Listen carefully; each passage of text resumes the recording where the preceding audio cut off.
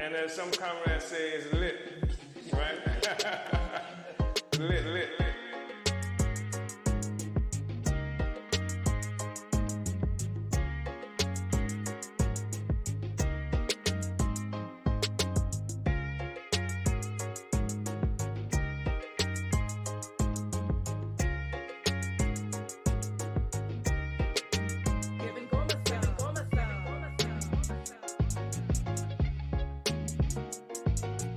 Real, glide, lit, lit, lit,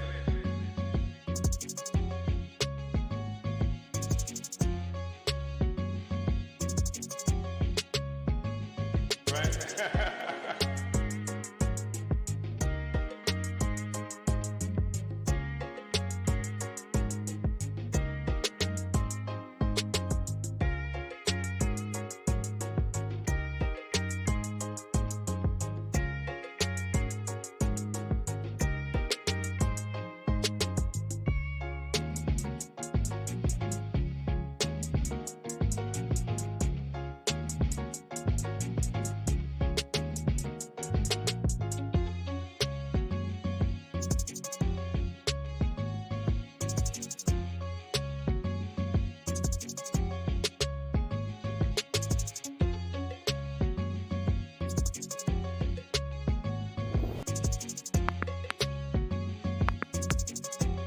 The revolution is lit, lit, lit.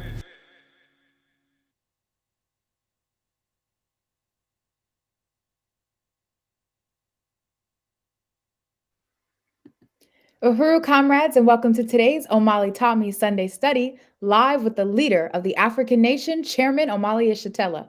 The theme of our discussion is Build and Consolidate the African People's Socialist Party, Part 3. Chairman Omali Yeshitela will continue guiding us through this document, starting on page 26. The PDF is accessible via link in the description.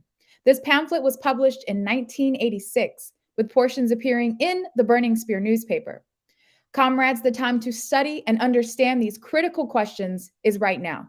We must grasp our own significance as members or supporters of the African People's Socialist Party, the broader Uhuru movement, and the worldwide anti-colonial struggle that's unfolding.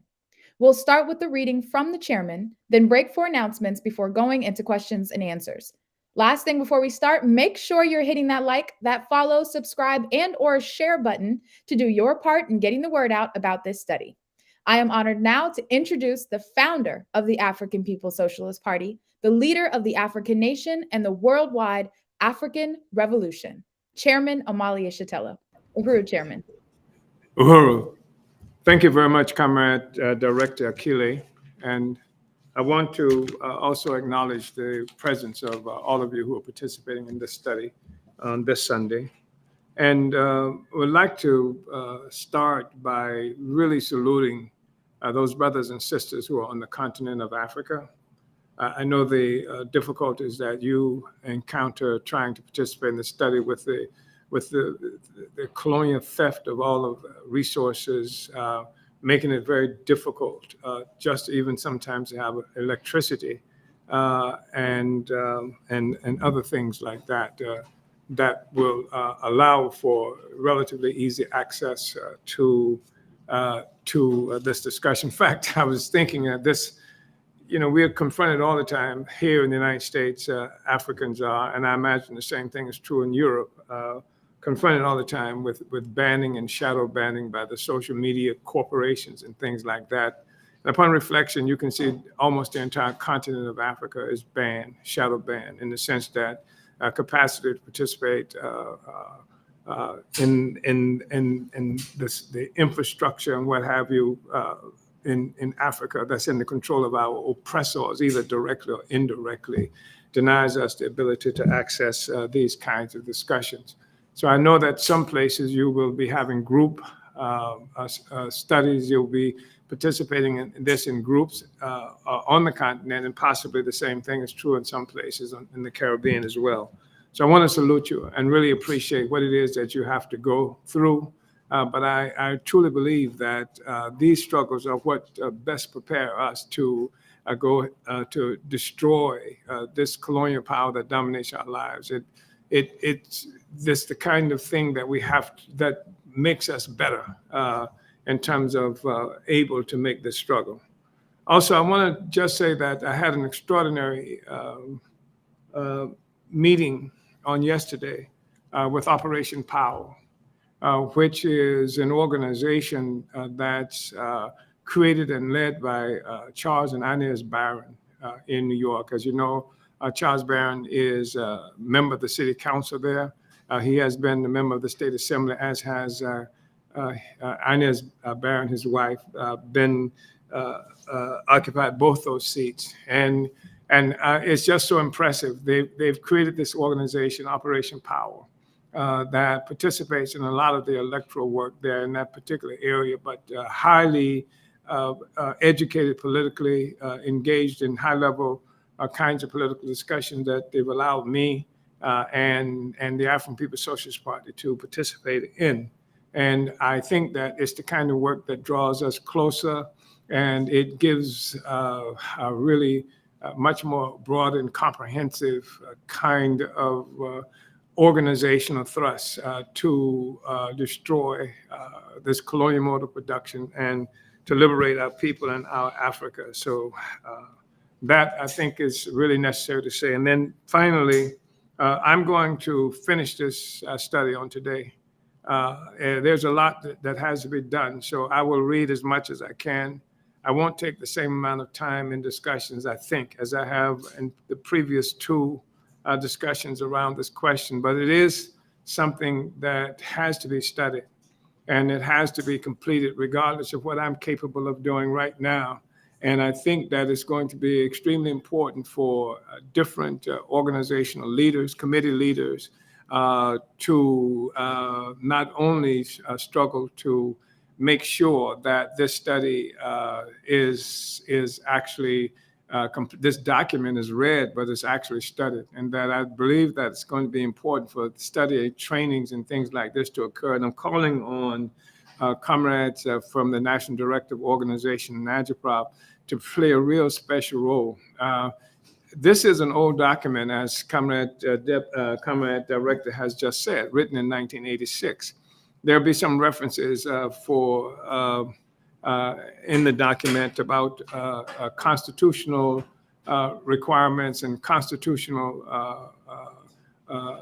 other constitutional references, and some of them are no longer active, in the sense that some things have changed in terms of where different items are located in the Constitution than what is stated here.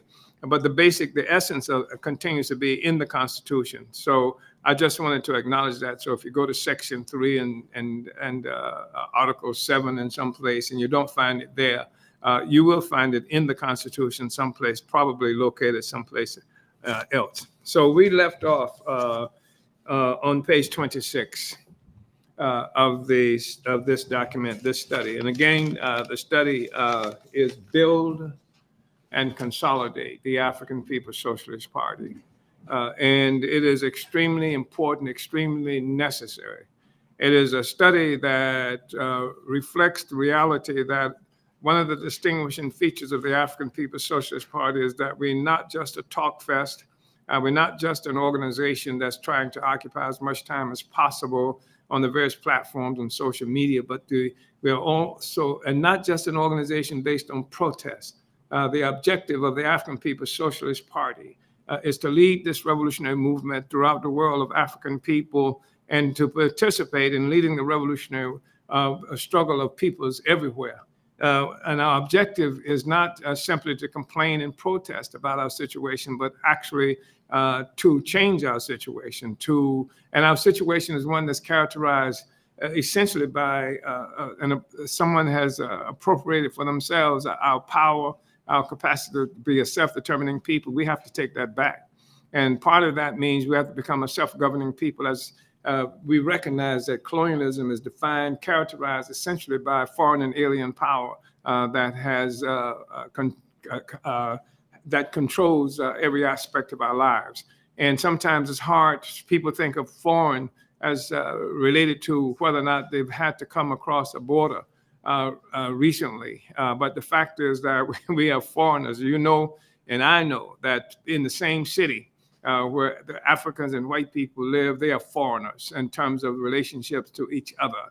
That there is no real social reality that involves the African and white population. That's the colonized and the colonized. If there were such a relationship, colonialism would not exist. But the fact is that Africans were brought into this situation at gunpoint. And the whole economy of the world was constructed on the backs of Africans who had to endure colonial slavery on the continent of Africa.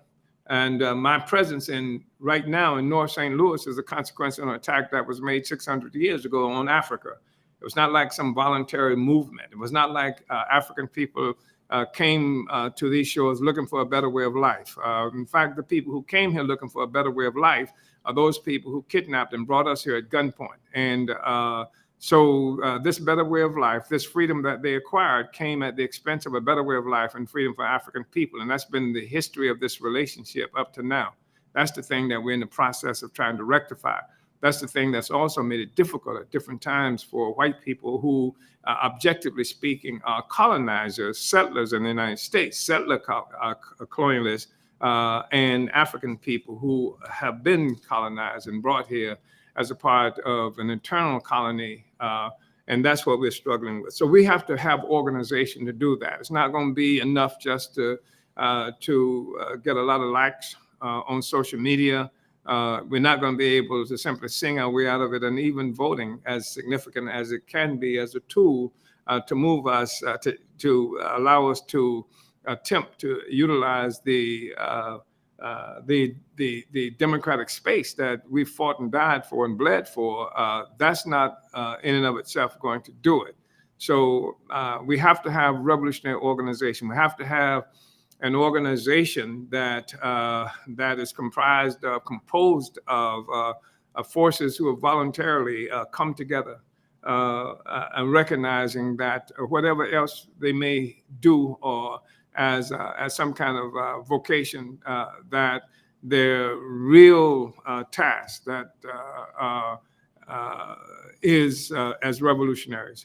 So that's the thing that we are dealing with now. And what makes this revolutionary organization? How does it function? What is the thing that will allow us to move from this point of squalid oppression, humiliation, exploitation, early deaths, miseducation, all of this? How do we get out of this situation here and everywhere around the world? Organization is going to be fundamental to that. An organization that speaks to the objectives that we've just established and carried out under African internationalist principles. So on page 26, I'm at the second full paragraph. Our entire mission and the basis of our existence is to become, this is the African People's Socialist Party, is to become actively involved in life. Our task is to mold the consciousness of the working class and all the toiling masses, and to permanently lead the revolutionary struggle of the masses for political independence, African liberation, and socialism. The five fundamental principles of party leadership are, one, democratic centralism as an organizational principle of party building and practical activity. Two, collective leadership as the highest principle of party leadership. Three, selection of cadre and verification of task fulfillment as main content of parties' organizational work. This is one of the toughies right here for many of us. The question of selection of cadre, this is a thing that we're constantly dealing with. But the thing that seems to really annoy and drive some people up the wall is the verification of task fulfillment. Doesn't make any sense to establish tasks if there's not going to be an ongoing process of verifying whether those tasks have been fulfilled or not. And this This is the thing that creates this annoyance, because somebody's always trying to find out, did it get done, etc., which is one of the, again, a fundamental principle of party leadership. And then the unity of theory and practice, and of organizational and ideological work. The unity of theory and practice, and of organizational and ideological work. In other words, just having an idea, theory, etc., is meaningless if there's no practice. There must be practice. There must be a relationship between ideological work and actual organizational work. It's like, a relative of mine used to say a long time ago when I was a young person, that a conversation is the cheapest commodity on the block. Everybody's got one. So you're not really distinguishing yourself because you got a conversation, but the unity of theory and practice. What do? That's the whole thing about, as Marx once stated, that philosophers have interpreted the world in various ways, but the thing is to change it, change the world. And so that's what we're talking about here. And then 5, and this is the critical thing, that the party leadership of the mass organizations of the colonized and working people. These are the 5 fundamental principles of party leadership. And I'm calling on people to look at that, study this, and see whether or not this reflects how the work is being done where you are. So African internationalist standards of party life are embodied in the party's constitution, the general party program. These are the most important documents of the party.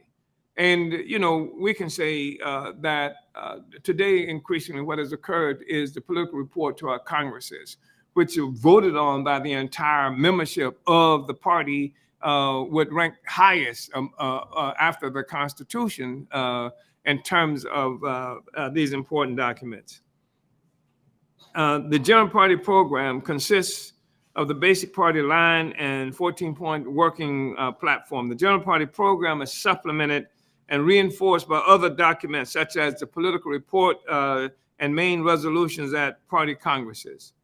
The General Party Program provides a scientific basis for the main task and aims of the party, and is the foundation of ideological unity. That's the foundation of ideological unity, the thing that unites our organization globally, ideologically, and then people who are not directly connected to us organizationally are also united in this process. It's part of what the party does and has done over a period of time, where you see a greater coherence being given to the struggle of African people today as a consequence of the work that the party has been done, not only over the last 50 years, but increasingly over the last 10, 15 years in particular, how we've moved to bring this ideological unity, which is fundamental, because this is one of the problems that we've had as a movement for the longest period of time. One of the problems that the party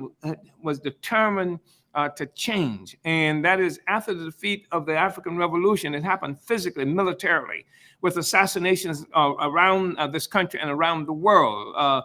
Cabral, Nkrumah, Lumumba, to name just a few during that particular period. But inside the United States, people from King to Malcolm X to members of the Black Panther Party. It wasn't just the physical destruction that was a problem. It was the problem that once they killed them, destroyed various kinds of organizations, then the ideological coherence of this movement that was achieving, that was beginning to consolidate itself, was also destroyed. And so now you had people who may have been involved in doing political work all over the world, African people and others. You didn't see any coherence, as we have seen in the past, as we had seen during the 1960s. What is it that held this thing together? What in the hell are you fighting for?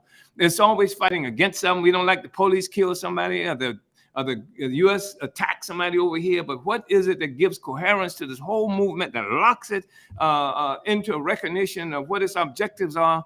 What has to be attained, and this is the thing that the party, the African People's Socialist Party, has been struggling with for the last several years, and has become critically significant over the last 10 years or so. And I say the 10 years or so because I think I'm looking at the let's see, when was well, actually, with the founding of the Black is Black Coalition in 2009, I think we see it beginning to come together in a certain way. So we say that the party constitution defines organizational principles of party building, standards of inner party life, forms and methods of practical activity, and is the foundation of organizational unity. This is not the same as the kind of discussion that you're having online. I know that, because this is what's required. There's no constitution that most of us have to adhere to.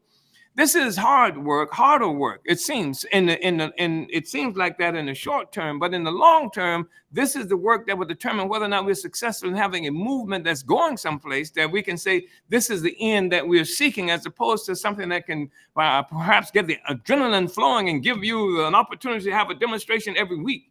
And we believe in demonstrations. We've led demonstrations, organized protests everywhere around the world, but that can't be the end. The thing has to be to what end? Why are you demonstrating? What is it that we are trying to do with these demonstrations? I don't expect every person who's involved in the demonstration to know that. But those of us who lead these demonstrations, those of us who provide leadership for the masses of the people, have to have some kind of conclusion that we are attempting to achieve when we mobilize people to get involved in a demonstration, to do this action, It has to be moving towards achieving some strategic objective that would lead to the capture of political power in the hands of African people. That's the toughie.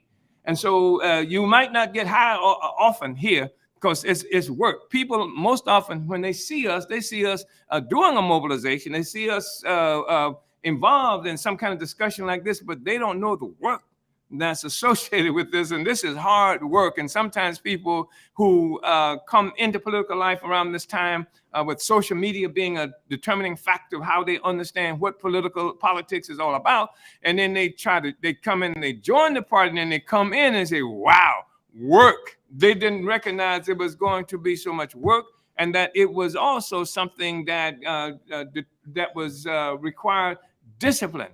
And so sometimes people have come in and they say, I can't handle the work, I can't handle the discipline, which is fine. There's a place for everybody in this movement, whether they can be in the party or not. But I'm talking now about what it takes to be a revolutionary cadre, to be someone who is consumed with recognition that the oppressed, the colonized, oppressed people have a responsibility and a requirement to actually achieve a capture of political power. And political power expresses itself most often today in the form of state power. That is to say, we are now self-governing people in control of our own lives and affairs. That's what we're fighting for. That's why the African People's Socialist Party was attacked on July 29th last year, claiming that we're working for the Russians, when the fact is, of course, we're working for Black people, and that was the problem. So we say that the party constitution states, and we're talking about the significance of the Constitution, what the party is, what its tasks are, who can enter the party and how, the obligations and rights of party members, structure of the party, etc. The life of party membership of African internationalism is the title, rather, of party membership of African internationalists is a title of honor. The purity of the party ranks must become a law of the party, even as we are in the process of building and consolidating the party. Every African internationalist, every communist must live up to and bear with dignity the title of party membership. Some party members, in the recent past, we have seen a lackadaisical attitude in some party members toward their membership. Not only has this attitude been reflected in such practical matters as an unwillingness or hesitancy in paying party dues and meeting other practical organizational obligations of membership, but there has also been a general slovenly attitude toward party membership, which was often reflected in a general refusal to live up to the high principles of African internationalism and party membership. This contradiction within the party led us to declare in July of 1983. How many years ago was that? In 1983. The party must purge its membership roll of all party members who prove unable or unwilling to exist and function as members in good standing as determined by the party constitution, rules of party discipline, and the organizational manual of the African People's Socialist Party. This is at the National Conference on the Current Situation that happened in July of 83. And I want to say that 1983 was a particularly significant moment, the whole 80s and what have you, when we began to see the rise of the Trumpism of that era with Ronald Wilson Reagan, that resulted in a very short period of time of something like a 500% increase in the numbers of people who were thrown in prisons throughout this country, with a war that was against African people, targeting everybody in the African community, claiming that Africans who were on welfare were like welfare queens, that we were hustlers living off the goodwill and of white people, et cetera. This was the political line. And then Reagan, who initiated this process of making America great again, because you were looking at certain things that had developed in the world, where the people in Panama had succeeded in taking back the canal, which Reagan called our canal, that meaning the U.S., where Black people died digging that hole and digging that ditch for the purpose of facilitating the movement of stolen resources from the Atlantic to the Pacific and making it unnecessary for them to, making it easier for them to get from place to. So they initiated what was supposed to be a war of independence from so-called Panamanians, because this was part of Colombia. What we now call Panama was part of Colombia. And so the U.S. initiated a war, independence war by so-called Panamanians at the time, so that they could get access to that territory so they can put the canal there. That's how that canal got there. I'm just saying that the stuff that you see now with Ukraine, the stuff that you've seen happening in various places around, this is not new. This is how it's always been done. And not only is it not new, we must remind people that America itself is an offense against the peoples, that it came about as an attack on the peoples of the America. This thing that we call America is something that came about as a consequence of a war that was made against the indigenous peoples here. And the land stolen, African people stolen, and ever since that time, the people who live in these concentration camps, they call Indian reservations, and the people who live in barrios and half of Mexico, African people have been engaged in a struggle to try to win some relief in however it's been characterized from that historical reality. So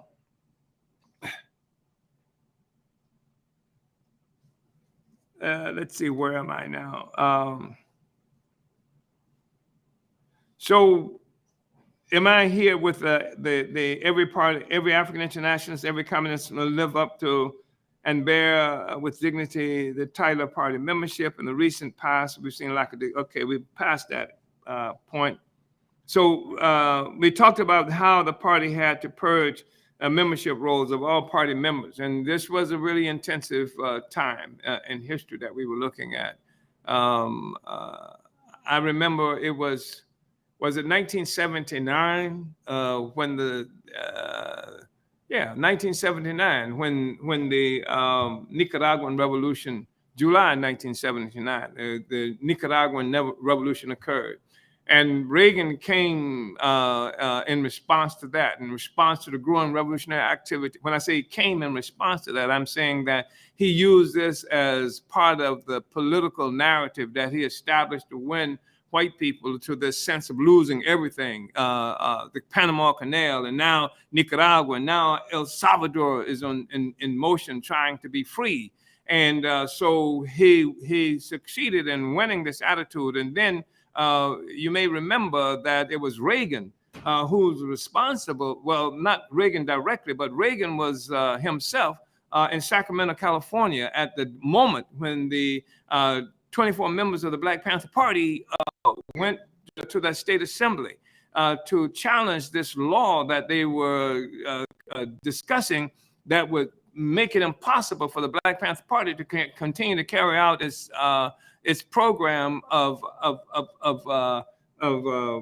watching the police and with guns, etc. And he was there. He commented on that, and he was a governor, if I'm not mistaken, at that time of California. My only point is that when we came to this conclusion about the party and talked about purging membership who could not hold true, who could not faithfully hold up to the terms of membership at that particular time, it was a particularly serious moment in history and very important for us to say that. So we said raising the significance of the title of party membership, a party member, is combined with one, correct selection of new party members. Two, increasing the responsibility. This is really important. Increasing the responsibility of party members and strengthening party discipline. And this is something that many leaders in the party have problems with. That is increasing the responsibility of members, giving members responsibility, allowing the members to develop. This is a part of their own development, and it's a part of how we know who's in the party, because people are participating in doing the work. Three, drawing all African internationalists into active day-to-day party work and organizing inner party life so that it allows for initiative by party members. We want party members to take the initiative. And when we say day-to-day party work, what is the most fundamental day-to-day party work that every member is able to do all the time? Every member of the Uhuru movement is able to do all the time.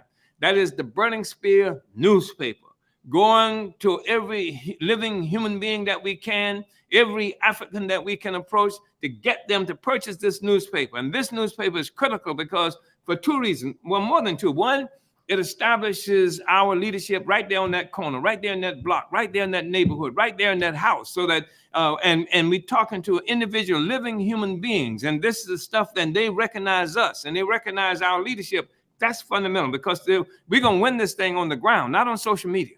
We're going to win it on the ground. And so every community that we're in, that we are doing this day-to-day work, it's the kind of work that USM, Uhuru Solidarity Movement, is most noted for. I mean, every week you will see them out with tables and stuff like that, communicating with the people, talking to the people, passing out literature to the people, engaged in day-to-day political work. That's what we do. That's the thing that helps to define us as a party. And also, I just want to say, Comrade Rage is a rage in doing that kind of stuff as well. And I woke up this morning with my mind set on freedom. But I woke up this morning and left the house, and there was on my doors a drop piece that had been done, and I saw Comrade Jamal out there in the community this morning, talking to people and passing out this. That's day-to-day work, and that's who we are. And the thing is that once it becomes day-to-day work, it's no longer work. It's what we do. It's our activity, you know. And so we say that drawing all African International into active day-to-day work and organizing inner party life so that it allows for initiative by party members. And that's one of the things I really love about the kind of work that Comrade Deputy Chair does, Deputy Chair Omali Yeshitela, because that's definitely a requirement, you know. And yeah, she's a tough cookie. I mean, in terms of upholding all of the discipline and requiring us to be what we should be, could be, and minimizing the subjective, you know, factor, and making us adhere to the actual revolutionary objectives and tactics and strategies we've established for ourselves. That's what it's about. So the question of membership is the fundamental question of party building. The party's composition largely determines which policy the party pursues, the manner in which the party is organized, the methods we employ to achieve our aims and to solve the problems that arise. It's the composition of our membership.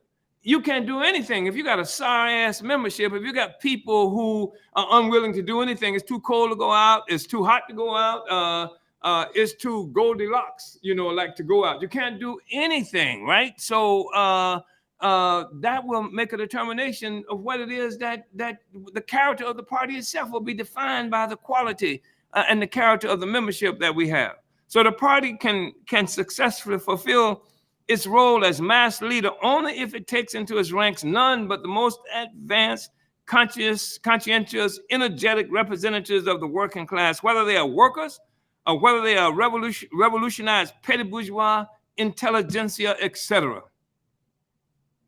That's what makes us carry out our mission. Let me say that, so let me move. Only those who are ready to merge their interests with the interests of the Black working class as concentrated in the party, to stand up to any difficulty and to overcome any obstacle, should be brought into the ranks of the party. And this is the thing that sets the examples for the masses of our people in the communities that we live in. When they see that the government that's so powerful that it's engaged in wars in Ukraine, wars in Afghanistan, starving people in places like Venezuela, quarantining Cuba, making threats against a nuclear-armed Russia and China, etc., that they see a party of African people who live, working in the most economically depressed and politically deprived areas of this country and of the world, in particular, like right here in North St. Louis and in South St. Petersburg, Florida, and be invaded by this army, this military force, and then with the intent to stop all political work that contributes to the freedom of our people, and then to stand up and say that we will struggle till Black people are free and that there are not enough flashbang grenades and armored vehicles in your arsenal to stop this freedom train from happening. When African people see that, this is what the thing that puts steel in the spine of the masses of African people. And this is kind of the example that Africans leadership have to provide. And if we are ever going to be a free people, instead of being some lick-spittle begging cretins that have been created by our oppressors. Don't you think so? So we say, for it is true that the strength of the party is not determined so much by our numbers as by the high quality of our membership, adherence to party principles, good organization, and discipline. This is the thing that you will see the strength of the party, what it does, what it reflects. The party must be viewed as a fortress open only to the most resolute and determined fighters who will submit their will to the will of the party. Writing of this principle on the quality of party membership, Amilcar Cabral, the revolutionary leader of Guinea-Bissau, before his assassination by Portuguese agents, had this to say. Portuguese agents, because Guinea-Bissau, the PAIGC led by Cabral, was fighting against direct Portuguese colonialism in Africa. And here's Cabral's statement. So that is our principle. The best sons and daughters of our land must lead our party, our people. But does this mean that we have in fact always appointed the best? Some are worthless, but we are still going through an experimental phase. The truth is that we have always given persons the opportunity to improve.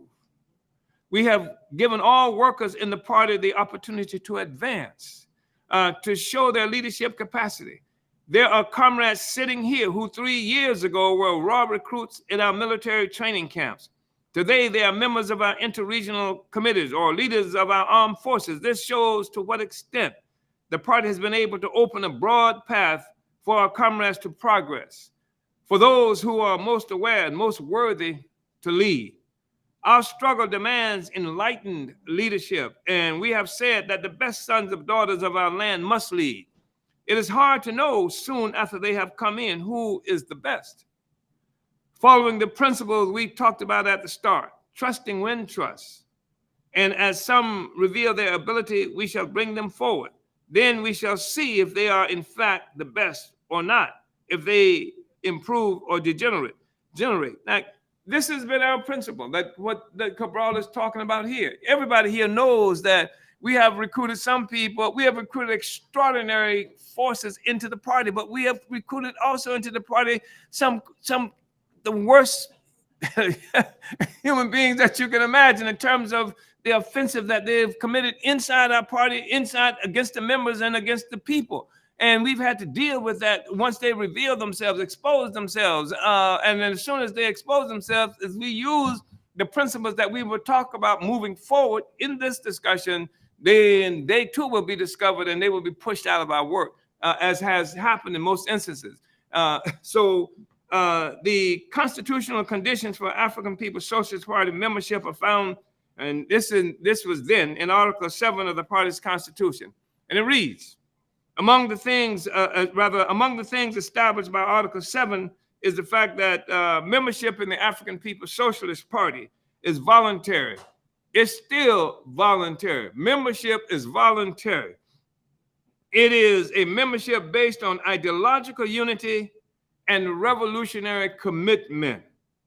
And then Section 3.4 of Article 7 establish further the requirements of membership. And like I said, this may not be placed in the same location in the Constitution as was said here, but this is the basic principle, still constitutional.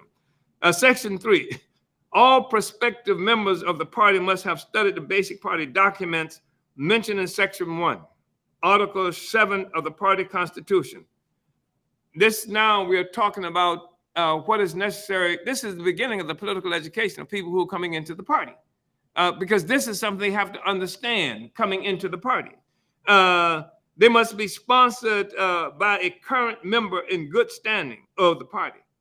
The prospective member must be brought to the entire membership of the party organization to which the sponsoring member belongs. As I say, the person who sponsored this person, then the person who's coming in has to be brought before the membership of the committee or organization that this person belongs to, who is sponsoring, during a special membership meeting in an area of the country where there is no active party presence. Prospective applicants shall be presented to the nearest regional party organization for membership. Section 4, upon acceptance of the new party member by the party organization, the new member will be assigned to work in a particular area of party work. This will include one of the mass organizations under the party's leadership or in one of the organizations where the party has a fraction. So in other words, nobody just joined the party and pay the members and then and that's it. You come into organization. That's one of the qualifications for being in the party. You are assigned to a particular area of organization. And that's another thing that distinguishes us. That's what we say, the unity of theory and practice. This is a critical question. So while Section 4 of Article 7 demands actual participation in the work by every party member, unity of theory and practice, and of organizational and ideological work, Section 3 reveals the process for the struggle for Africa's best sons and daughters as members of the party. This process is initiated by the requirements of sponsorship for each new member and for each prospective member to have actually acquired unity with the party's constitution, basic party line, and general party program. So this is something also that helps to and has helped to develop our entire process of sponsorship. And it says something about what sponsors will be doing. Everybody should be aware of that. And everybody, I think everybody is aware of that. I'm trying to see where we are in terms of times, what we're working with, because we intend to finish today. However, moving us a step forward, a step in the direction toward learning whether we have, in fact, always appointed the best as queried by Cabral. And then we have Section 5, Article 7, which of the Constitution establishes the 6-month period of probation for each new member. Section 5. This is again in the Constitution as it was in 1986. Was this? But this is still in the Constitution, perhaps not located in the same place if you're going to the Constitution looking for it. The party organization will keep the new member on probation for a period of 6 months. This probationary period can be waived under special circumstances by a majority vote of the leadership of the party unit. After the probation period has ended, the new member will have their work appraised by the unit leadership, and they will become a member in good standing if all requirements for membership have been met. If all the requirements have not been met, the new member will be counseled as to what they must do in order to meet the requirements and given an extension period upon which they must complete the requirements. Probation is this unquote, probation is a rule of party life which permits the party to verify the qualities of individual new party members and for new party members to learn more about the party rules and program and procedures. Probationary members need special guidance and care from their party organization.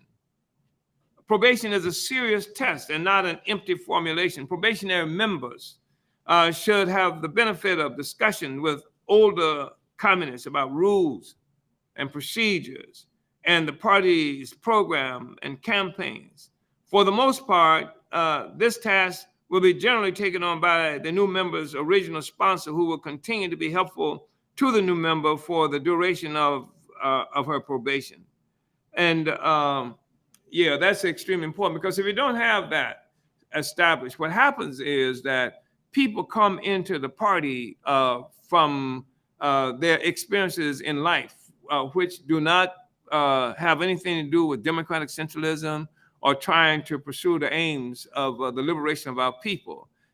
Sometimes they come from things like, what do you call these campus institutions, like fraternities and sororities, and sometimes they come from other kinds, sometimes from street organizations, gangs, or whatever you want to call them.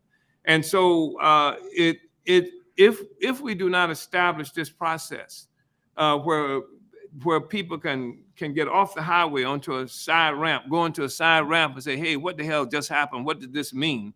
Then you will find new members or recruits constantly in a state of almost disruptive state, you know, because I don't agree with that. I don't like that. I don't know what's going on. And so there needs to be this means for them to go into the off ramp. And what happens is the sponsor provides like an off ramp. So this place where a new person can go and say, well, what is this? And can get an explanation, etc. And this, of course, is something that happens in addition to the political education that will be life and the training that will be happening throughout the party life. But a probationary member of the party is a member of the party. It's a member of the party on probation, which means they will be in meetings and things like that, and they need to be able to participate in the party. And so what happens, and we have to have a means by which they can get clarity on questions that they may not, of organization, of theory, etc., that might spring up during this process. I remember when there have been different issues that we've taken on, like Obama, for example. When the party came out with the understanding of who Barack Hussein Obama was, in opposition to him as a reflection of somebody who responded to the needs of African people, that caused a lot of contradictions. I mean, we lost the party organization in, I think it was Long Island, New York, and forces in Baltimore. Boom, they couldn't handle that. Part of the reason they couldn't handle it is because the masses of African people were in a state of near drunken ecstasy to see this imposter, this smooth talking guy who, was supposed to be representing us. And so the people who are in the party are now saying that my grandmama's mad with me because I'm trying to take this stance and what have you. So that was a real struggle. But we took this stance because it's the correct stance, and we hold to the principles of the party because that's what's necessary. That's what the vanguard is all about. And there needs to be a way for this thing to be discussed inside our party. There needs to be, as I mentioned, part of the role of sponsors, it help to bring some kind of clarity.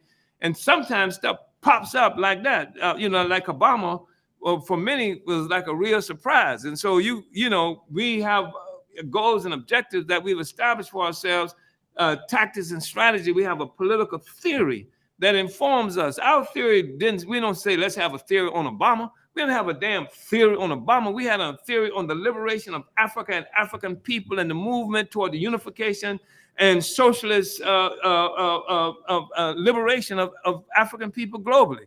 And so what we were able to measure is where Obama fit into that. How, when Obama appeared, we didn't say, let's start now to have a theory of Obama. We had a theory of freedom, a theory of liberation. We had a theory that said that African people were going to be slaves until we were in control of our own lives. And it didn't matter if the slave master sent somebody black to be over the slaves or not. Did the structures that maintain our oppression disappear? Did the exploitation, the parasitic relationship that we have with this country, was that challenged at all? No, no, no, no. In fact, it was enhanced and made more effective by Obama because Africans willingly went along with stuff that we never would have gone along with if a white president, a white man, or white woman had put that stuff forward. So, by the way, you don't hear that many people talking about that way about Obama today, you understand? But you have to be able to lead. And that's what the party is about. It's the advanced attachment. You don't say, let's see what the people are going to do and let's see if we can do it. Our responsibility, the people are marching in the swamps. We don't say, well, the masses are going to the swamps, let's get in there with them. Hell no, you don't say that. What you got to do is try to stop it. You got to try to turn it around. You got to try to provide leadership. We don't tell the masses have to follow the party. That's our responsibility to win that. So you say, well, the people are already around Obama. So then what do you do? What kind of program? What kind of process? What does your genius get involved in terms of helping the people to understand that that's the wrong direction? That's what you have to do. It doesn't mean that you're going to do it right away. It doesn't even mean that you're going to be successful at the moment. The people might want to beat your ass, because they misunderstand this. But that's our responsibility. That's what we have. Look at the ANC. Look at Nelson Mandela, one of the biggest frauds that's imposed on black people's lives. And a critical one. The party was ready for Mandela. And we told, I remember a discussion that K-Fing and I had once. He went to this particular meeting because we were already doing the work with South Africa. K-Fing, and there were a lot of the leaders who now in power in South Africa, they were in exile, some of them in the United States. We participated in the discussions that they were engaged in, whether they should take this negotiated settlement that the whole colonial world was imposing on the struggle in South Africa. K-Fing came back and said, if the ANC wins, we're going to be in worse trouble than we were before. And it's the absolute truth. I mean, the comrades would say, the ANC, say you want to have a demonstration in South Africa? They say, hell, the ANC will come out and lead it. And they'll lead the demonstration. I mean, these forces, actually, when I say lead the demonstration, I mean to a dead end. They're like the Sharptons in this country, who lead, get you to rally, exhaust you with meaningless kinds of mobilization and demonstration, and have the best prayer session you ever had in your life that doesn't take you anywhere. Anyway. So we say that as political organizers, and this is really important. Well, say each probationary member will have an opportunity to prove his or her worth by participating in party activities and will take up party assignments and benefit from political education. We got to give comrades assignments. They got to have an opportunity to participate in the work. As political, and I'm tired, and you must be too, of this situation where the people in the party and in our movement are deprived of an opportunity to play a role, a meaningful role in the work. So you got this one superstar, that leads every damn thing, that's responsible for every aspect of the work. And the people don't have an opportunity to step on the platform to say, this is what we believe in, this is what we stand for, welcome to the meeting, except says there's one superstar. And there's no development under those circumstances. People don't develop like that, So as political organizers and revolutionary politicians, every member, party members rather, exude great confidence and struggle against their own subjectivism, which has a tendency to make them timid or have their feelings hurt. This is not false confidence, but the confidence born from our ability to take the long view. I mean, this timidity, it's a subjective. I mean, we've got a 50-year history that's greater than any revolutionary organization in the world. And this is something that becomes more obvious every day. This is what you care. You might come into the party today. You might have come in yesterday. But when you are a member of this party, you have the confidence of the whole history of the party that you walk within. You don't just walk into a meeting and walk into circumstances based on your own limited experiences in the world. You walk into that with the confidence of the party, because the party has been doing this for 50 years and has provided leadership for 50 years. And this is what you have the advantage of more than anybody in the room. This is what you walk in with. You got that confidence. You got that almost arrogance, if you will, with you. You got that swag, uhuru swag.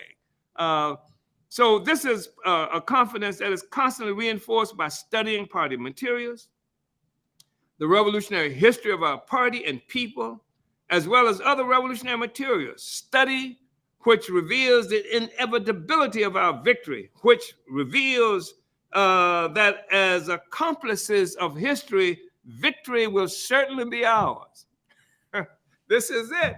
Somebody once said that freedom is recognition of necessity. And,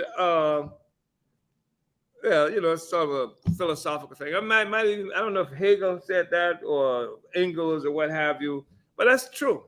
Freedom is recognition of necessity. And what is necessary? What is necessary essentially? Ability to feed, clothe, and house yourself. Production and reproduction of real life, right? Which includes feed, clothe, and housing yourself, and depending on your age, a little Marvin Gaye and wine and a phone number.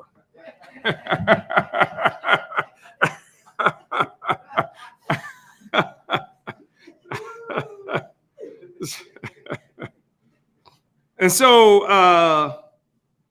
party members reinforce their self-confidence as revolutionary politicians and political organizers by struggling against subjectivism, by contact with the masses, constant study, by doing day-to-day work, and by applying to themselves the revolutionary code of party self-confidence, which are: 1, a firm belief in the party's ideology; 2, an unending faith in the masses of our people; 3, a deep belief in the justness of our struggle; 4, a certainty of the inevitability of our victory. And this is what we call the revolutionary code of party confidence. You can't beat that. You can't beat that. And you have to believe in victory. There are people, who talk a lot of talk. In fact, sometimes who claim, what they say, like they never give up and stuff like that. But if there is not a firm belief in our victory, if there's not an unending faith in the masses of our people, belief in the justness of our struggle, the justness of our struggle. What can be more just than the struggle of African people to end this oppression and exploitation? What can be more just? Anything, you see? And so as political organizers and revolutionary politicians, party members are also armed with imagination, innovation, and political insight, necessary qualities. Since one function of the revolutionary politician and political organizer is to arouse within the people an interest in making change, as well as consolidating and organizing the prevailing interest in change. We have said in the party, in terms of tactics and strategies for liberation, what is the top thing that we've said? Top thing. If we really want liberation, we've said tactics and strategy, the top strategical objective has to be what? Winning the masses. Winning the masses to understand that we have to be free. Winning this position of independence, of black independence, black liberation among the masses of people. You ain't gonna be free without that. That's the critical thing that has to be done. That's the critical part of our work. That's why we go out with the burning spear. That's why we have the Sunday meetings. That's why we do all this stuff, winning the masses to recognition. That's why we went into this Black is Black Coalition of Social Justice, Peace, and Reparation in 2009. We organized it, pulled it together because this had to happen at a very critical time. Obama has been in office now for 8 months, for something like 6-7 months when we first did it. And we said, this is the critical thing that we win the masses. Obama is elected a president of the United States, selected, I should say, president of the United States. And there's an assumption among people that somehow you're going to be free because this Negro is now the face of white power. We say the masses have to be won to understanding that independence. This is the critical question. You ain't going to have no freedom as long as people are following Obama and Kamala and Joe and all of those people. You will never be free. You'll be in swamps. So the people, the constant work that we are doing is winning the masses. And so we pulled together this coalition of all kinds of forces initially from throughout the United States. And initially we called it the Black is Black Coalition for Social Justice, Peace, and Reparations. And the thing is that we initially want people to participate in work calling for what? Self-determination. That's the starting point, self-determination. Obama don't bring you self-determination. Obama doesn't bring it. And so we work it. And over a period of time now, everybody in the coalition talks about colonialism. That's what we're fighting against, colonialism. And there are 18 different organizations come from throughout the United States who are part of this. Winning the masses. The masses have to be won to independence, or we won't have it. We'll just have more Obamas and more Bidens and more police killings and more FBI raids at our homes just for utilizing what they say was supposed to be the freedom of speech and freedom of assembly and all that stuff. So as political organizers and revolutionary politicians, let's see where we are now. Party members are creative and unafraid of trying something new. And talking about trying something new and being creative, that's another thing. I really want to park at the door of Comrade Deputy Chair Omali Yeshitela, because some of the new stuff she's tried, I used to find corny as hell. But it was right on target. I mean, it's trying something new. If it don't work, don't keep doing it. If it's not working, examine to see if it's your practice that's the problem. It's the idea that's the problem. But examine it, and don't be afraid to try something new to carry out the mission. Ain't that right? Mm-hmm. So it is looking at this.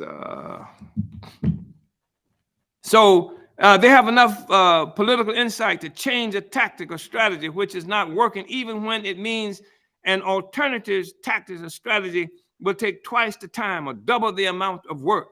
Party members understand it is the responsibility of the revolutionary politician as political organizers to initiate movement for progressive change. Listen, when our revolution came under assault, the African People's Socialist Party determined that we were going to complete that revolution. We didn't say we're going to start some new kind of thing that would help us not to get shot. We said we're going to complete that revolution that was begun, that the Black Panther Party was representative of, that people like Nkrumah, all these other forces, Malcolm, there was a powerful whole revolutionary movement that came under assault. But the Black Revolution was under assault. And not only were we under assault, we were being attacked in isolation from other stuff that was happening around the world. People running around calling themselves progressive, et cetera, and didn't give a damn. You didn't see what white left movement did you see protesting when Malcolm X was gunned down? You know? Or even when King, Africans rose up in this country and damn near burned down the Capitol. But it was Black people who did this. So that was a problem. So we had to move in this revolutionary project forward to complete the Black Revolution in the 60s. Part of what we did was what? Open up a new front. Open up a new front. And that new front was the African People's Solidarity Committee, which is white people now working in the white community. This is colonizers working in, it broke up the absolute solidarity of the white colonizers against Black people. And we're at a point today where not only will you have a situation like they killed Malcolm, they can't do that anymore. They can't even attack us in St. Louis without having to attack some white people too, who are from the colonizers, because we've consolidated this whole anti-colonial movement.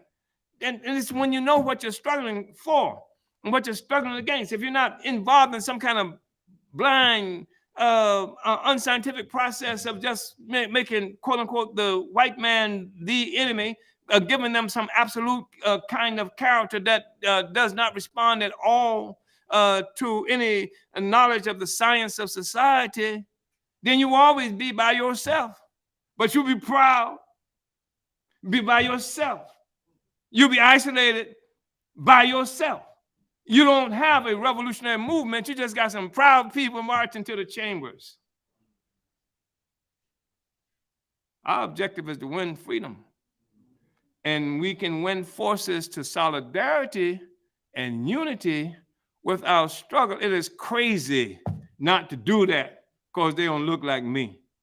That's insane. It's a form of insanity, I believe. I mean, but I understand how it came about, because white people earned a serious reputation.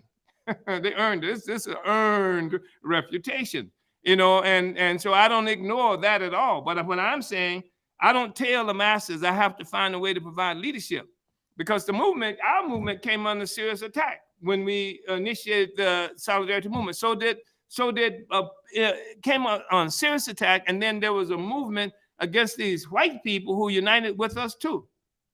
And this from the so-called white left and the so-called white feminist movement, etc.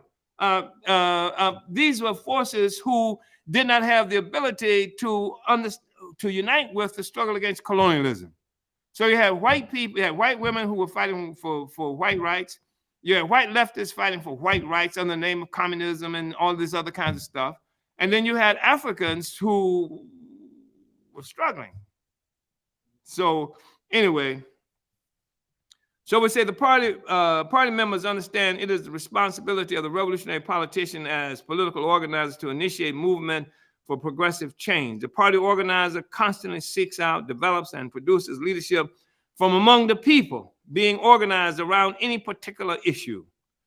Centuries of oppression, brutal enslavement, dehumanizing colonialism have left many of our people with a poor sense of self-esteem and self-confidence. The party organizer works in a way that promotes the sense of self-worth of our people, which is important. Let me tell you that the assault on self-esteem by colonialism doesn't just end with a lack of confidence in our relationship with white power and white people. It permeates every aspect of our existence. Every aspect of our existence, this lack of self-esteem, this lack of self-confidence.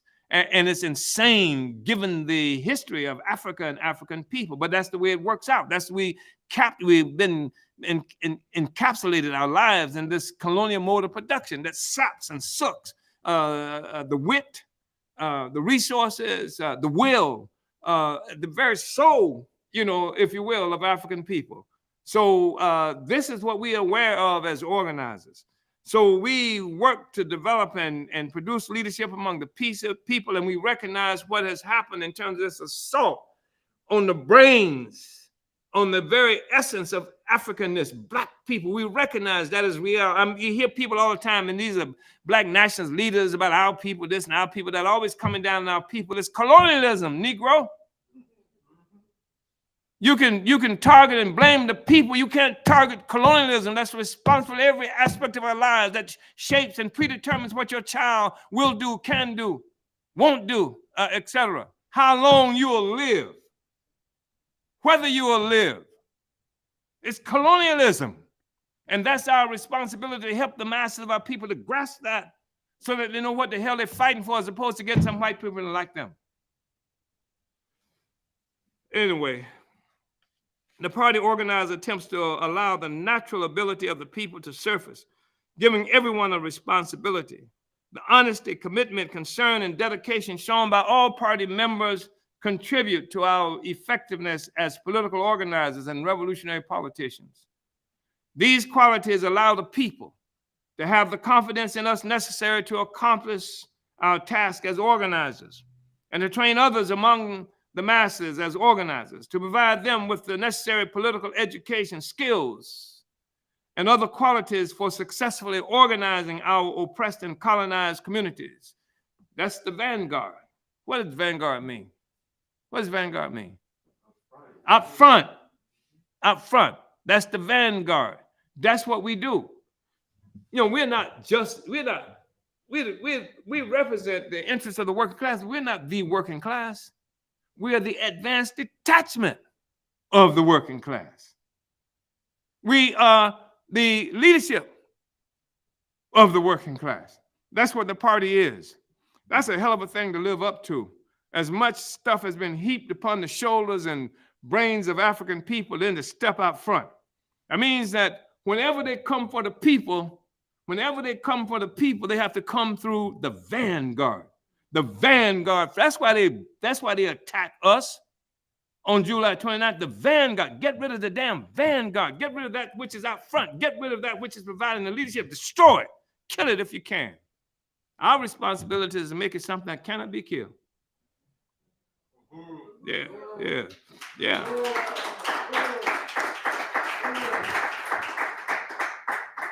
So party organizers give as much assistance as possible to community groups, but are careful not to do everything. Understand that grassroots forces must become confident in their own ability to solve problems, must be allowed to do political work and struggle, since real knowledge comes through struggle, comes through practice.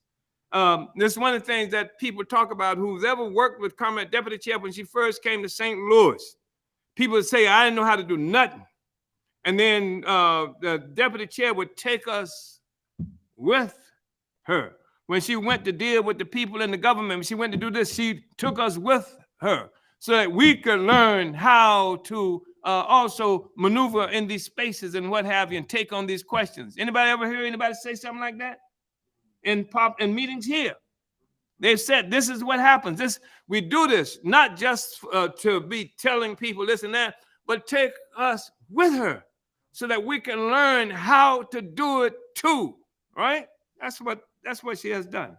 So party organizers give as much assistance as possible to community groups, but are careful not to do everything. Understand that grassroots forces must become confident in their own ability to solve problems, and must be allowed to do political work and struggle, since real knowledge comes through struggle or comes through practice. Party organizers understand that the deep desire to advance comes to the community through struggle. The motivation to be free comes through struggle, and that it's a poor organizer who denies African people the opportunity to struggle. These qualities in party members are created and reproduced in the inner party life of our party by our inner party life.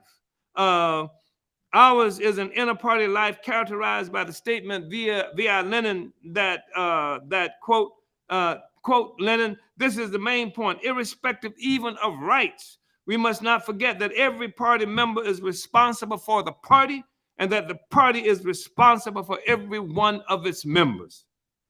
The guiding organizational principle of the African People's Socialist Party is democratic centralism. On the basis of democratic centralism, all lower party organizations are subordinate to the higher bodies. Regional organizations are subordinate to the central committee. District organizations are subordinate to the regional committee. Party units, blocks, campus, shop, prison, town, etc. are subordinated to the local party committee, and local party committees are subordinate to the district committees. Of course, we don't have some of those structures in the party now, but the basic point is still there. The principle is still there. So the lower party organizations are subordinate to the higher party organizations. All decisions of the central committee must be fulfilled by the whole party, and decisions of the regional convention and the regional committee must be fulfilled by the regional organization of that region. All decisions of the district conventions and et cetera, binding on street, shop, and local party organizations of that district. A party committee or unit bureau throughout the whole of its activity, from convention to convention, from conference to conference, of unit meetings to unit meeting, is not only under the control of the higher party committees, but also under the control of the whole party membership in the given organization. Democratic centralism combines inter-party democracy with strict revolutionary discipline. Only centralized leadership can give expression to the interests of the entire party. Domestically colonized population and the African working class unite with their energies and direct them toward the common aim of national liberation and socialist democracy. In order to lead the colonized Black working class and popular movements to unite and direct the efforts of all party organizations and working people toward the revolution, the party must be a cohesive, centralized organization with a single leading organ at its head, and with the lower units subordinate to higher ones and bound by strict party discipline. Ain't that right, Timber? That's right. And that's what informs our practice. That's informed what the hell we do. This is what the ongoing struggle and training inside our organization, really must win over and over again, consolidate over and over again. Because even when we say practice is primary, we mean even going through this trainings and what have you represents a really practical way by which we guarantee that the party members are going to carry out the mission the way it's been taught, the way we have to do. So the free discussion of party policy and individual party organizations or in the party as a whole is the fundamental right and responsibility of every party member as a principal point of party democracy. Only on the basis of internal party democracy is it possible to develop African internationalist self-criticism and to strengthen party discipline, which must be conscious and not mechanical. There is complete freedom of discussion in the party until a majority decision has been made by the unit or the leading committee, after which discussion must cease and the decision be carried out by every organization and individual member of the party. It is clear, however, that basic principles and decisions such as, for example, the theory of African internationalism and the program of the African People's Socialist Party cannot be questioned in the party. We cannot imagine a discussion, for example, questioning the correctness of the leading role of the laboring masses in the struggle against colonialism, or the necessity of the leadership of the African independence movement in the struggle for socialism. I want to say, some stuff that we are talking about now, we make some explicit,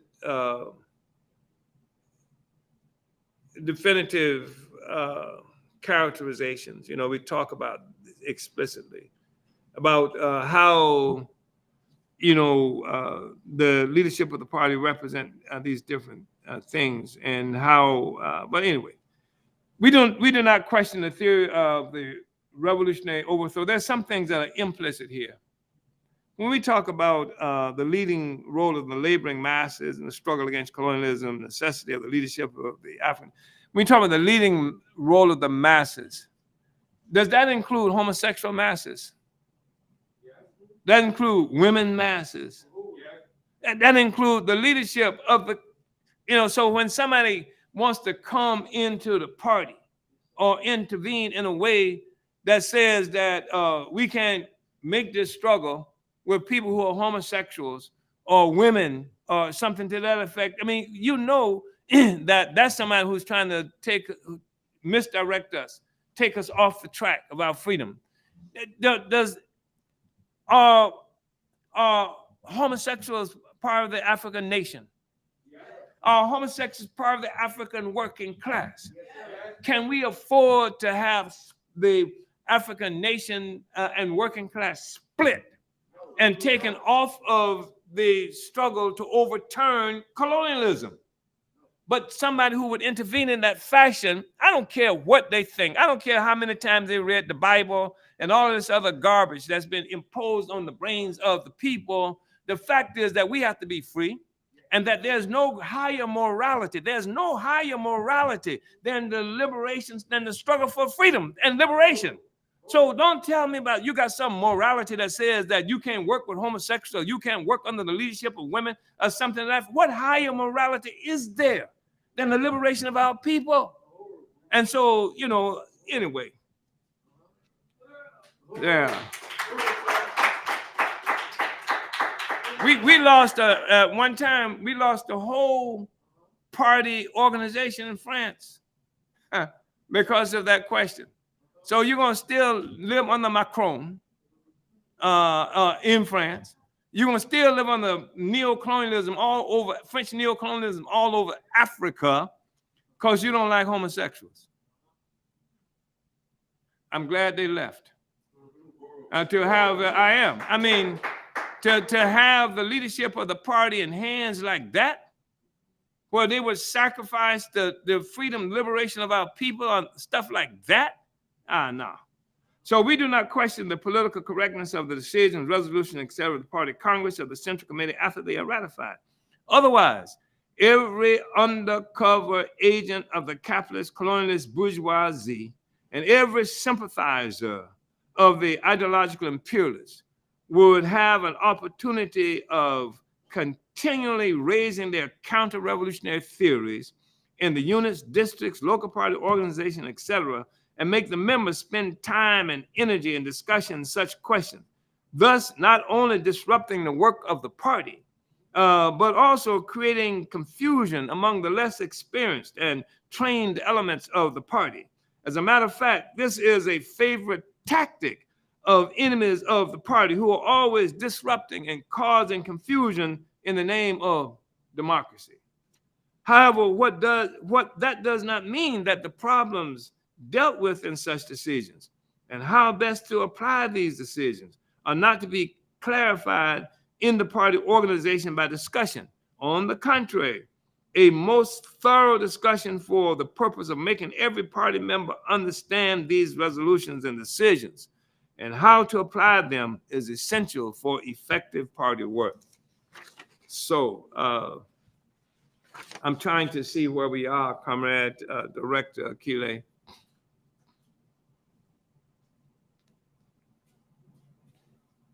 Shall I continue? Approved, Chairman. I would say we can go for a little bit longer, maybe till about 11:40. That's 10:40 your time. Okay, all right. So let's look at party discipline here, because we talk about party discipline all the time. It's a very serious thing for us. And so party discipline is based upon African internationalism, the class and national consciousness of the members of the party. It's based on the conviction that without the minority accepting and carrying out the decisions of the majority, without the subordination of the lower party organizations to the higher committees, there can be no strong, solid, steeled party able to lead the poor, impoverished, colonized masses. And this is important because there have been instances, even in our party, where some lower party organization has turned renegade and moved and tried to move in its own direction against the will of the majority of the party and against the determination that came from higher party organization. This discipline that we are talking about is based upon the acceptance of the party program, constitution, and rules of party discipline, and in the confidence of the membership in the Central Committee. There can be no discipline in the party if there is no conscious and voluntary submission to the basis of a thorough understanding of the general party program and the decisions of the party. Only conscious discipline can be truly iron discipline. Only conscious discipline can be truly iron discipline. To assist in the discipline of the party, the following explicit rules of discipline were adopted by the party in 1974. That's a while ago.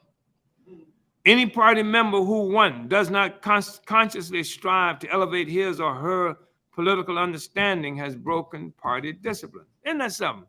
The damn discipline requires trying to get a greater understanding.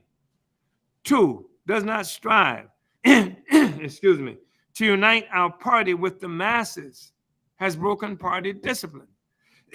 Three, excuse me, reveals party's business without authorization has broken party discipline.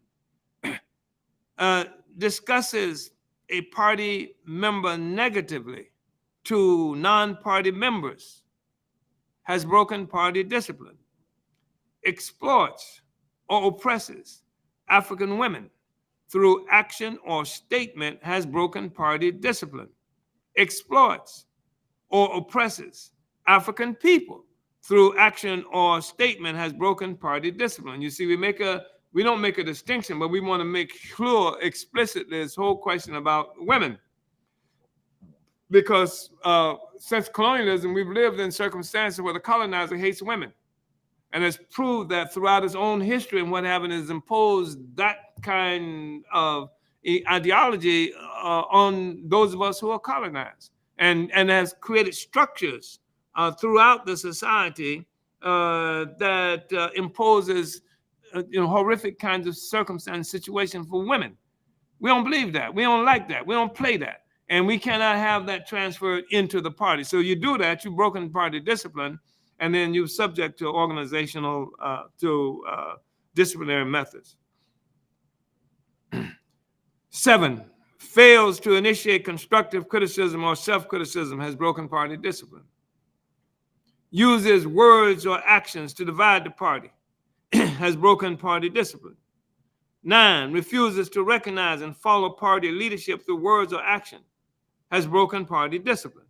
10, discards or weakens party leadership as opposed to strengthening party leadership has broken party discipline. When I say this is really important, because sometimes you will find somebody who's been newly elected or appointed to a position of leadership in the party.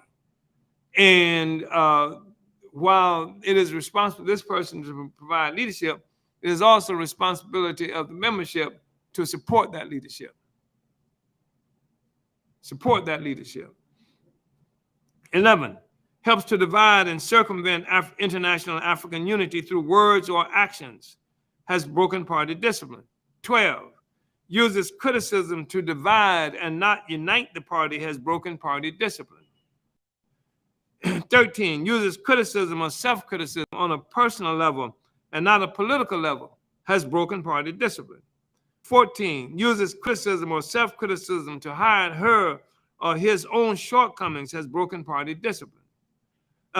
15, does not carry himself or herself worthy of emulation by the masses, has broken party discipline. 16, displays arrogance through actions or words, has broken party discipline. 17, displays negativism and reluctance in carrying out party tasks, has broken party discipline. 18, does not strive to bring more Africans into the party or party organizations, has broken party discipline. 19, engages in adventurous and individualistic acts, has broken party discipline. 20, fails to carry out party policy as manifested by the party constitution and party documents, and the Central Committee has broken party discipline. So we say build to win independence in our lifetime, one people, one party, one cause. These rules of party discipline are printed in every issue of the party's journal, The Burning Spear. The rules of party discipline exist as a supplement and reinforces the party's basic documents of law and order, the Constitution. Why do African internationalists attach so much importance to discipline? Because without discipline, there can be no unity of will, no unity of action. Our party is the organized and most advanced section of the colonially oppressed, impoverished, laboring African masses, as well as the general struggle for socialism within the U.S. The party is the vanguard of the toiling masses in the international class war.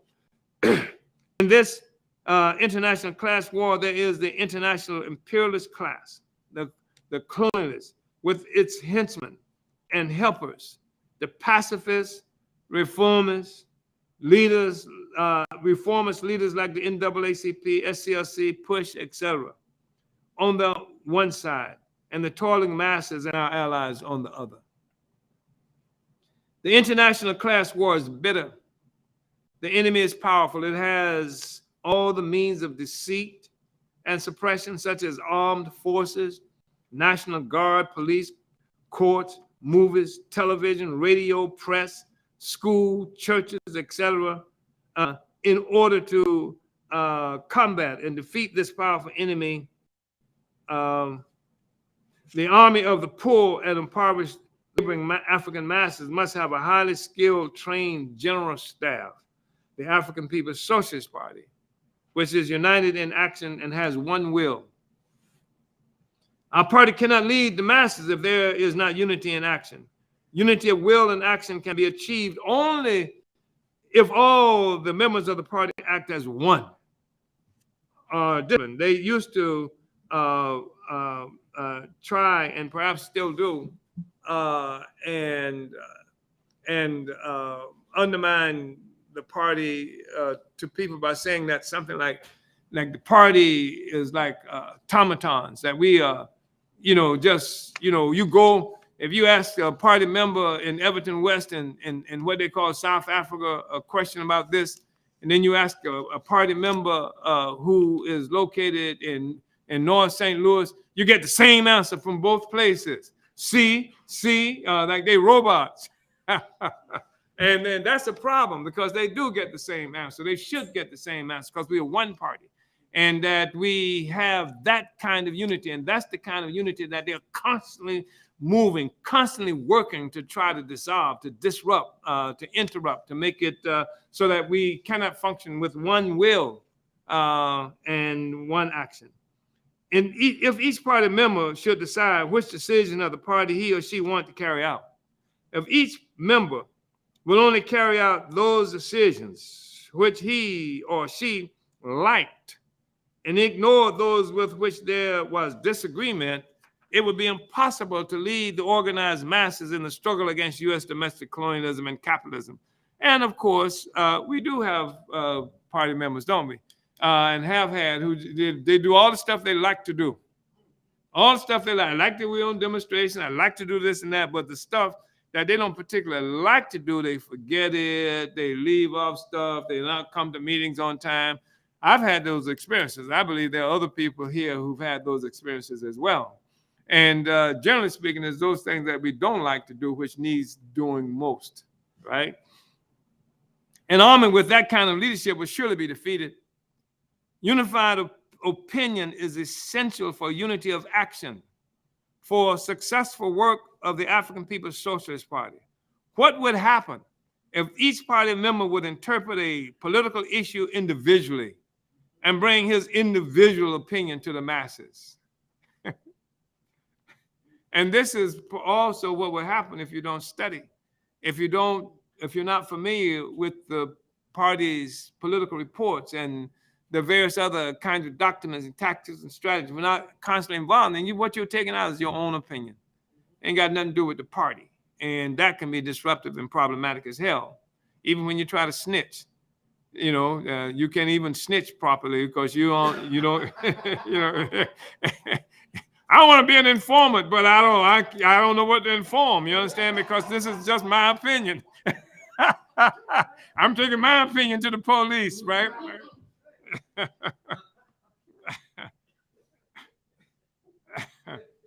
The workers in a factory or the people of a community would get as many opinions as on certain questions as there are party members in the factory or community.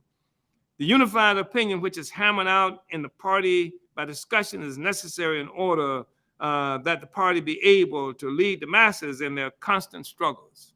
So we say, what is criticism, self-criticism? This is really something that's important to us as a part of the whole organizational principle of what is the main organization principle? Democratic centralism. And part of that is the question of criticism and self-criticism. Because we live in a world that's dominated by colonizers with their own European history, own European, social relations and things like that. This issue of criticism and self-criticism is something that gets confused because what we live in a world where it's blaming and avoiding blame. But criticism and self-criticism, not blaming, you can only call it blaming if I call you a dummy for taking that position. Criticism and self-criticism is about identifying and solving problems. It ain't even about you. It's about identifying contradictions, problems that affect the work and solving that problem. That's why there's both criticism and self-criticism. Because sometimes you will know that you've made an error that I don't know anything about it. The organization may not know about it, but you need to do a self-criticism. When you've made that error, why must you do a self-criticism? Because I'm subject to make the same damn error on my own. But if you make a self-criticism for having done that, I learned from that, and we solve the problem in the organization. Isn't that right? Yeah. So we say the most important criterion for loyalty to our party and the struggle of our people for liberation is the active fight for party policy.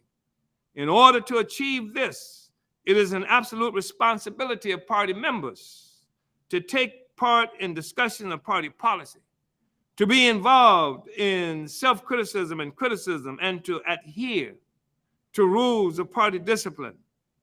Criticism, self-criticism is the most important means for developing African internationalist consciousness and thereby strengthening discipline and democratic centralism. Criticism, self-criticism helps to discover all mistakes, deviations, shortcomings, which separate us from the masses, and to correct them. It helps to improve the work of the party organizations, to smash liberalism, subjectivism, and other such contradictions, to expose the agents of the enemy in our ranks. Did you know that?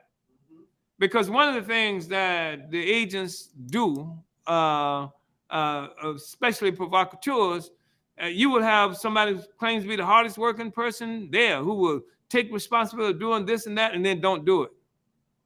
So you've depended on that thing to happen. It doesn't happen. Oops, oops, oops. And you hear this over and over again. And but criticism and self-criticism, mechanism by which you are constantly pushing and forging some clarity about what is happening. Is this a tendency? Is this person doing this all the time? Is this just one accident, etc.? But you are engaged in this, and so that you're solving this problem. That's what we mean here. The policy of criticism, self-criticism is referred to as the thump soft policy within our party. As a revolutionary party, the APSP is representative of the new and progressive historical forces moving to replace the dying, old, and reactionary forces. While we represent the emerging new forces, we must continue to struggle against the old, dying, and reactionary forces, for they are still stronger than we, and although they are dying. Indeed, revolution itself is a part of the historical process.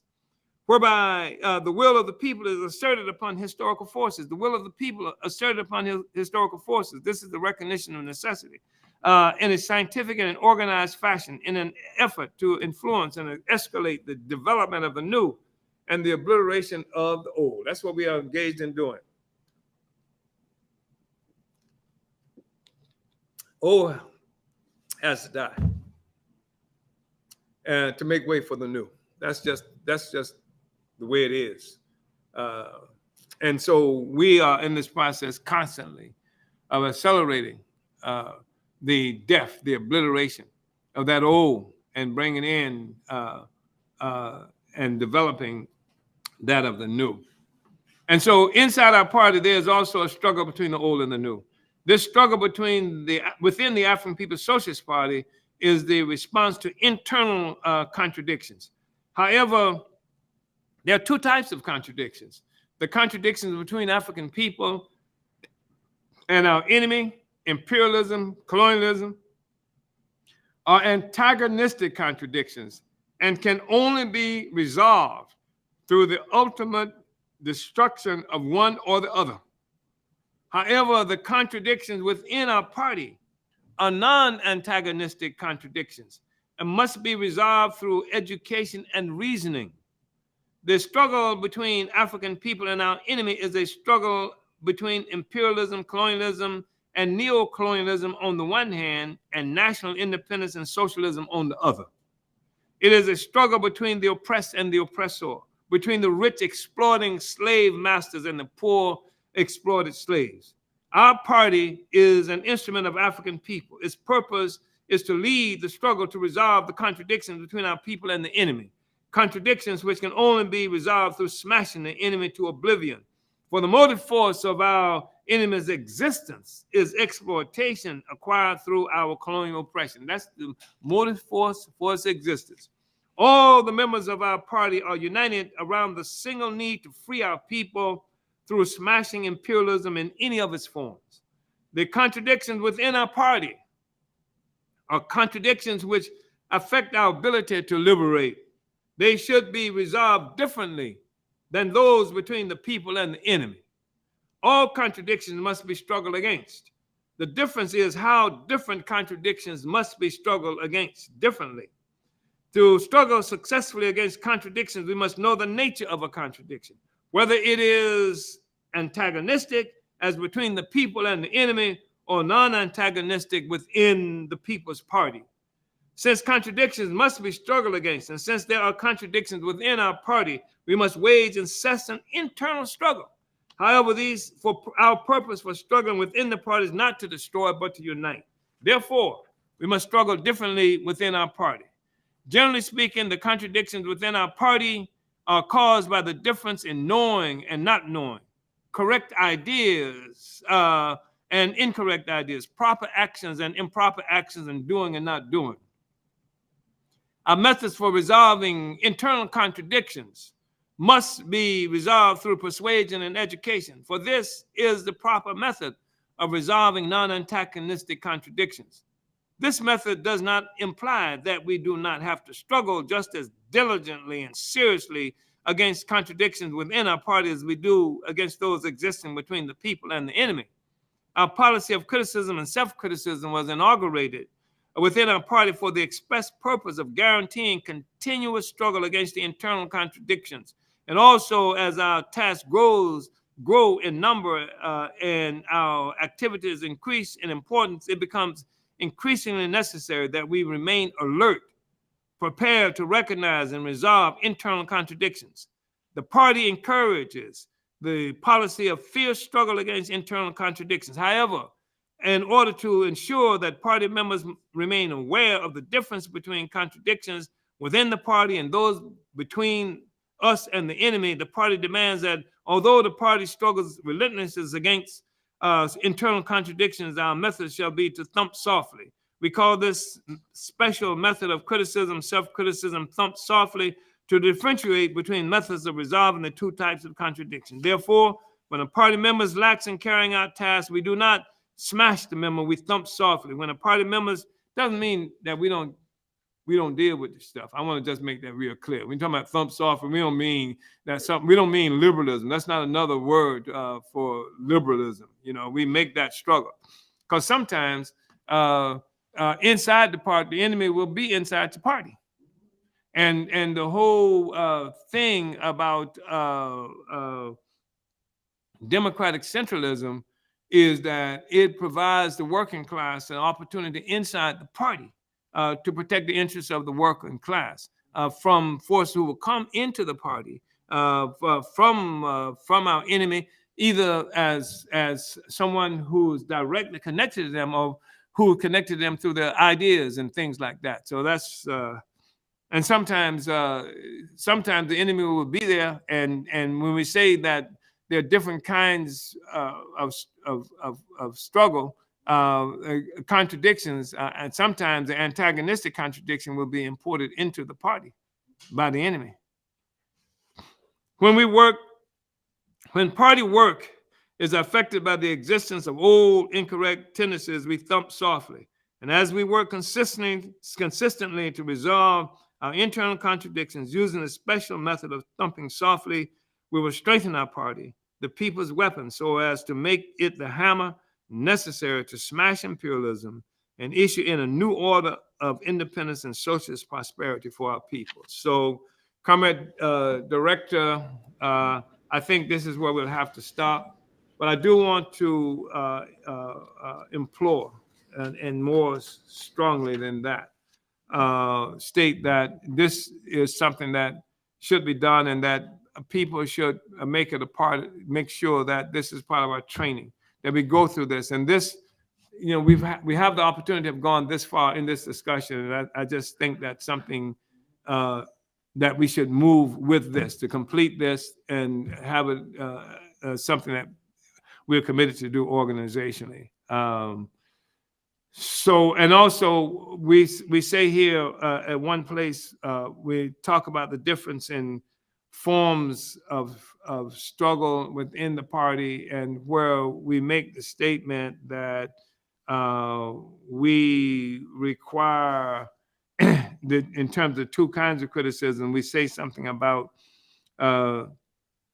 the best form of criticism is what we call constructive criticism, and actually final analysis criticism is constructive, but whatever the intent of those who do it. But sometimes people are intentionally not constructive with criticism, but it makes the point here that a criticism should be able to offer a solution for the contradiction, but that might not always be the case. Sometimes you just know something wrong. You just know this is wrong. You might not be able to offer a solution.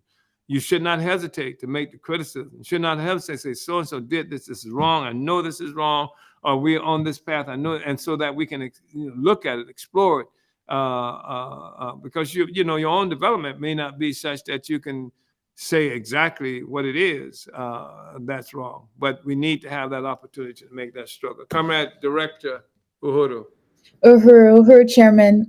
Yes, I this is the perfect place to stop. I wanted to make sure we could at least get through this section on criticism and self-criticism, and just want to unite with the call that this has to be studied. I know that you mentioned that some of these things might be outdated or older just because our party is now over 50 years old, and so certain determinations have changed. But I think most of everything in here is pretty consistent with the party today in terms of, what it is that we have to do and how we function. And it just, to me, shows the tried and true effectiveness of African internationalism and, the whole strategy of the African People's Socialist Party and your leadership. So I just really want to salute this incredible study and this document, Build and Consolidate, which everybody, has access to via the description of this webinar, wherever it is that you're watching from. So you are all able to study this piece. And wow, I mean, it's just been so profound, and everything that's been laid out in terms of, who the party is, it's very clear. Yeah, Anyway, I want to go ahead and take a look at our announcements before going into a Q&A, a brief Q&A. So if you do have questions or comments related to this study, please go ahead and type those into the chat section now while we go through these announcements. So first and foremost, join the counteroffensive to stop the FBI attacks on the African People's Socialist Party and the African liberation struggle. And just want to reiterate, based on what it is that we study today with Build and Consolidate, which showcases the profound history and the seriousness of the party, of the chairman, and this movement to lead the struggle to free African people, to usher in a new world, that this is the basis for the assault that was made on our party on July 29th, 2022. And the chairman said, our job in this study, that our job is to make it something that they cannot kill, this revolution. And so I'm calling on everybody to join the counteroffensive, the Hands Off Uhuru, Hands Off Africa Defense Campaign today. And for more information, go to handsoffuhuru.org to volunteer, to donate, sign the petition and the emergency response pledge. Join the next Hands Off Uhuru, Hands Off Africa web event on Saturday, January 21st at 3 p.m. Eastern Time. The theme is Build the Anti-Colonial Defense, Stop the FBI Attacks on Our Movement, featuring presentations by Chairman Omali Yeshitela, Ward Churchill, and other guests. Learn what you can do to support the fight back against the July 29th FBI attacks on the African People's Socialist Party and the African Liberation Movement. You must register to attend. Go to tinyurl.com/HOU-JAN21. On Dr. Martin Luther King Jr. weekend from January 13th to the 16th, hold rallies and events in your city to denounce the brutal FBI attacks on Chairman Omali Yeshitela and the Uhuru movement. Visit handsoffuhuru.org for more info, including resources for organizing your event and a listing of other scheduled events. You can also submit your action or event to the website. Go to handsoffuhuru.org.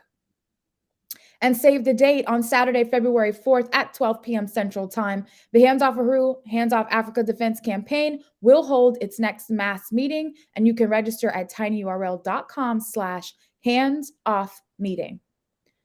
The Uhuru Solidarity Movement is holding their national convention on Saturday to Sunday, March 11 to 12 at the Aquaba Hall in St. Louis, Missouri. The convention calls on white people to say no to the FBI's war on Black liberation. For more information and registration, visit uhurusolidarity.org.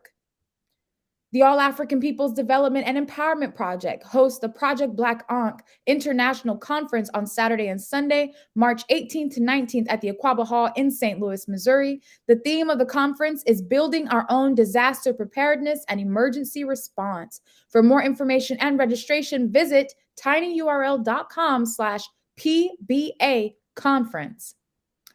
The African National Women's Organization will hold their annual convention Friday, March 24th through Sunday, March 26th at the Aquaba Hall in St. Louis, Missouri. And for more information and registration, you can visit convention.anwouhuru.org. So lots lined up for you in March. You got to get to St. Louis, Missouri. Make sure you like and subscribe to the Burning Spear TV on YouTube to catch every episode of the Omali Taught Me Sunday Study, and support the Omali Taught Me show by donating at paypal.me/Omali Taught Me. Uhuru Tours and Speakers Bureau is an institution of the African People's Socialist Party that coordinates events and tours for Chairman Omali Yeshitela and other party speakers and leaders.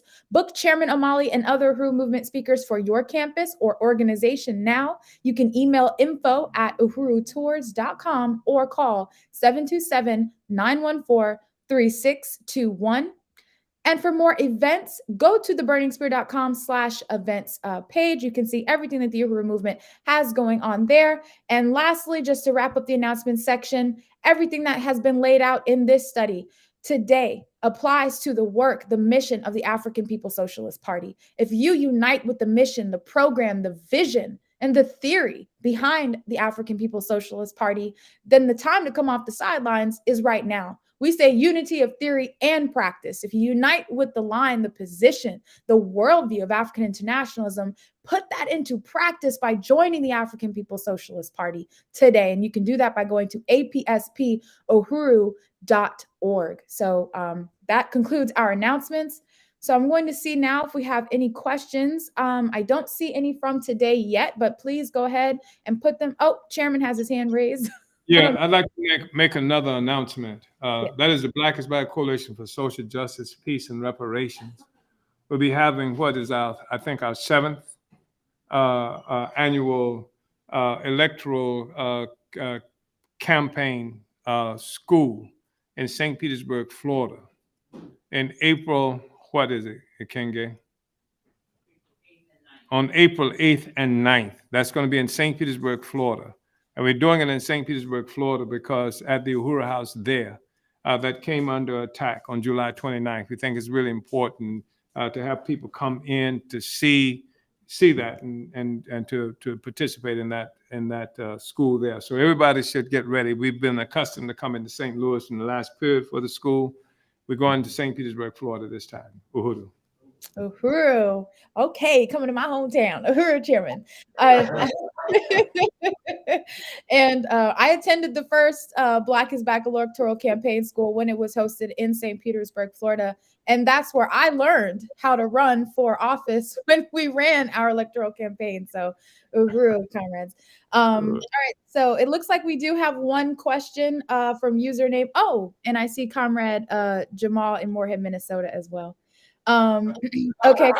I meant, and he said, Moorhead, Minnesota. Uhuru Jamal, please. On the question, or I have a question about elevating one's political understanding and the time for theory to develop. We don't challenge the line incessantly in these lower party meetings and lower body meetings. Does that mean that the Congress then is the time when we would see developments, or what we would refer to as developments in the theory of African internationalism that otherwise related to the work? No, I think that happens every day.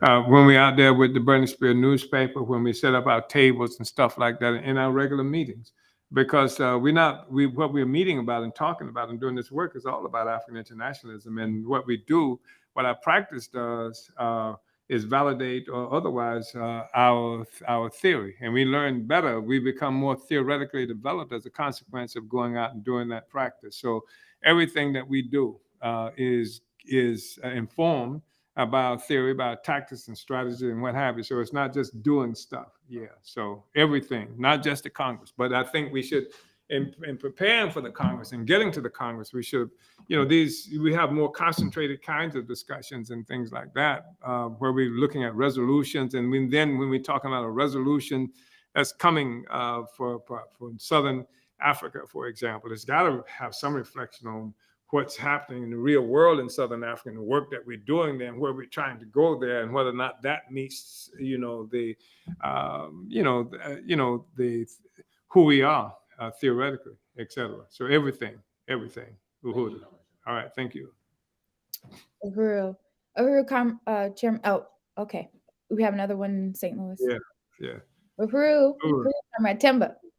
Uhuru, everybody.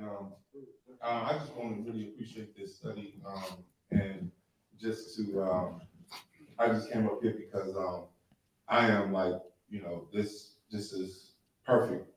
I could give you every example of why you should, follow party discipline, and and why it's so important that you stay disciplined within the party, and also I can also attest to the party's ability in allowing you to become the best African that you can be, despite the contradictions and any of the rules that you break. So just to say, I've been sitting in the seat of Director Kile when I was part of the party. I've managed radio stations, when I was part of the party, and now I'm not part of the party, and that's all due because of my indiscipline. So it's not the party. There's nothing wrong with the party. And the party makes you right. You know what I'm saying? It corrects you and puts you on the path to become, useful for your people. So that's all I want to say. Uhuru, coming right on. Uhuru, Chairman. Uhuru, thank you, Comrade Temba. And Chairman, we're at time now. Do you mind going a couple minutes over just to get one more question from online? I'll follow your leadership, comrade. Okay, thank you. All right, so this question comes from username African Communist in St. Petersburg, Florida, who says, Mm. Chairman, and thank you for this fundamental study. How does our principled stance on liberation of our trans comrades differ from the so-called progressives that champion things like abortion?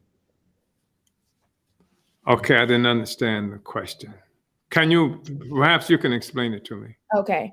Well, just repeating it. So how does our principled stand on liberation of our trans comrades?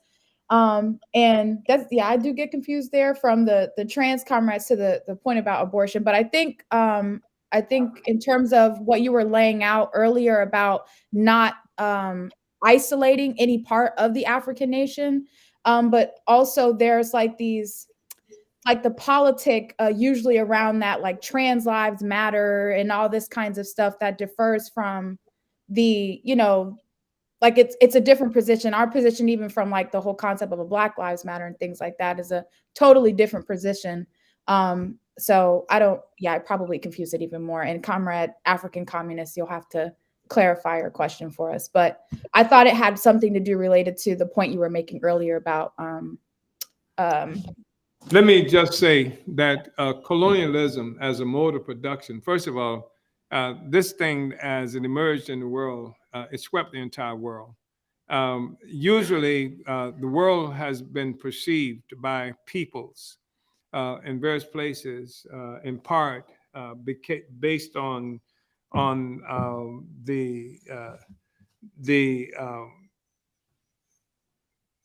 their location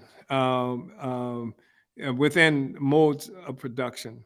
And what we are most familiar with in terms of mode of production is what's come out of Europe, because much has been otherwise distorted or destroyed or not characterized in the same way as a mode of production as Marx did. But when we talked about mode of production, we can see how mode of production existed in feudalism. It was characterized by various things, and part of which was, and everything, it was characterized by the fact that you had the majority of the people who were as peasants and as serfs who lived on land that was owned by landlords. In fact, the lords, that's where the concept of landlord that you experience today comes from feudalism, the landlords, the lords of the land. That's where even in your Bible, the Lord is my shepherd, I shall not want. That comes from the feudal thing of the lords. The lords, that was a form of nobility that existed in feudal Europe. And so it was characterized by the majority of people being tied to the land, and the primary contradiction was between those people who were tied to the land, that fashioned, the owners of the land, the nobility, etc. And the peasants and the serfs worked on that land, but they didn't own the land. And in fact, a majority of what they created on that land went to the landlords. That's where you have this myth about Robin Hood and all of this coming from, because people were treated pretty badly and they had to give everything to the nobility that they created. And along with this was the economic base of society that we're talking about. But along with that is what we call a superstructure, where the ideas of that society reinforces this mode of production that was called feudalism. And the mode of production, which comprises of the forces of production, what's necessary to produce in terms of instruments and people, who actually do the producing, work on producing things, and force of productions, and the relations of production, and the kind of relationships that are there. Like if you're talking about feudalism, the basic relationship existed between the landless, like peasants and serfs, and the landlords who owned all along this land. This was relations of production, and they produced for themselves, and then mostly for the landlords. And then the ideas were that was connected is that you got to remember you're talking about a time where the Catholic Church, well, the church, which was the Catholic Church, which was more than just a place where you go and genuflect and do imaginary cross on your chest and stuff like that. But they had armies, and they were really like part of governments, and they presided over much of Europe. They are the ones who that church is the one that gave Portugal and Spain, split up the whole world between Portugal and Spain, the whole non-European world between Portugal and Spain. So it was a really powerful entity. And the church also, the prevailing philosophical ideal revolved around that coming from the church. How did they characterize it? The divine right of kings. People had no rights. King had all the rights, etc. Much of what has been characterized as democracy by the colonizers were the efforts that were being made by those who fought against that church. Even the Protestant Reformation was a part of the struggle against feudalism. It would turn out to be a part of the struggle against feudalism, the attack on the Catholic Church, a monopoly of power and things like that. So that was one thing. Then what happened was the way the world changed considerably, and this was in territories again that before there was a Europe. This was the truth. And then what happened was when Portugal initiated in around 1415 this assault on an island off Africa and initiated this process of plantations and slavery, and then Africans were then forcibly taken all around the world, ending up in North St. Louis, among other places. This process united the whole world into, this was the first time you saw a world united in a single economy. And here you have now a different mode of production. This ain't feudalism where you didn't even have, where you're talking about just what might have been characterized as city-states or something like that. This ain't feudalism. This now is the whole world is locked into a colonial mode of production. And this colonial mode of production was born from the enslavement of African people, the theft of lands and resources from peoples around the world. And along with this colonial mode of production are also ideas. This is what is characterized as superstructure. Superstructure relates to the ideas, relates to the legal systems, the other kinds of institutions that prevail. And that came about as a part of the process of destroying, not totally, but destroying most of what was existing under feudalism. And this destroyed it for white people, for Europeans, who now are free. This is where the whole, not immediately free, because it took a while. And somebody, once we get a chance, and I'm hoping that some of the people who are really academics in this process will go ahead and look at this and just hook it up, because it's really simple. Because immediately when Europeans came to this country and much of the world, and some other place in the world, they didn't come as free people. Some of the people didn't come as free people. It was the colonial mode of production really consolidating itself in a real serious way that had to recruit the colonizers to play certain kinds of roles that gave them freedom, a certain element of freedom. But their freedom came at the expense of our freedom and the colonized peoples of the world. And from that, you have a whole superstructure ideas and courts and armies and things like that to protect that particular system. And so I know that was something else that was connected to what it was that was just raised by. And so the struggle by the this relationship, this mode of production is characterized by parasitism. That the colonizer is a parasite. I almost call it a dirty word, an expletive parasite. It sucks life, blood, resources, everything, even your talent. Y'all gave birth to Elvis and the Beatles and a whole bunch of other stuff. Your talent, your skill, everything you brought, they've sucked it out and claimed it and made it their own, etc. And they suck life.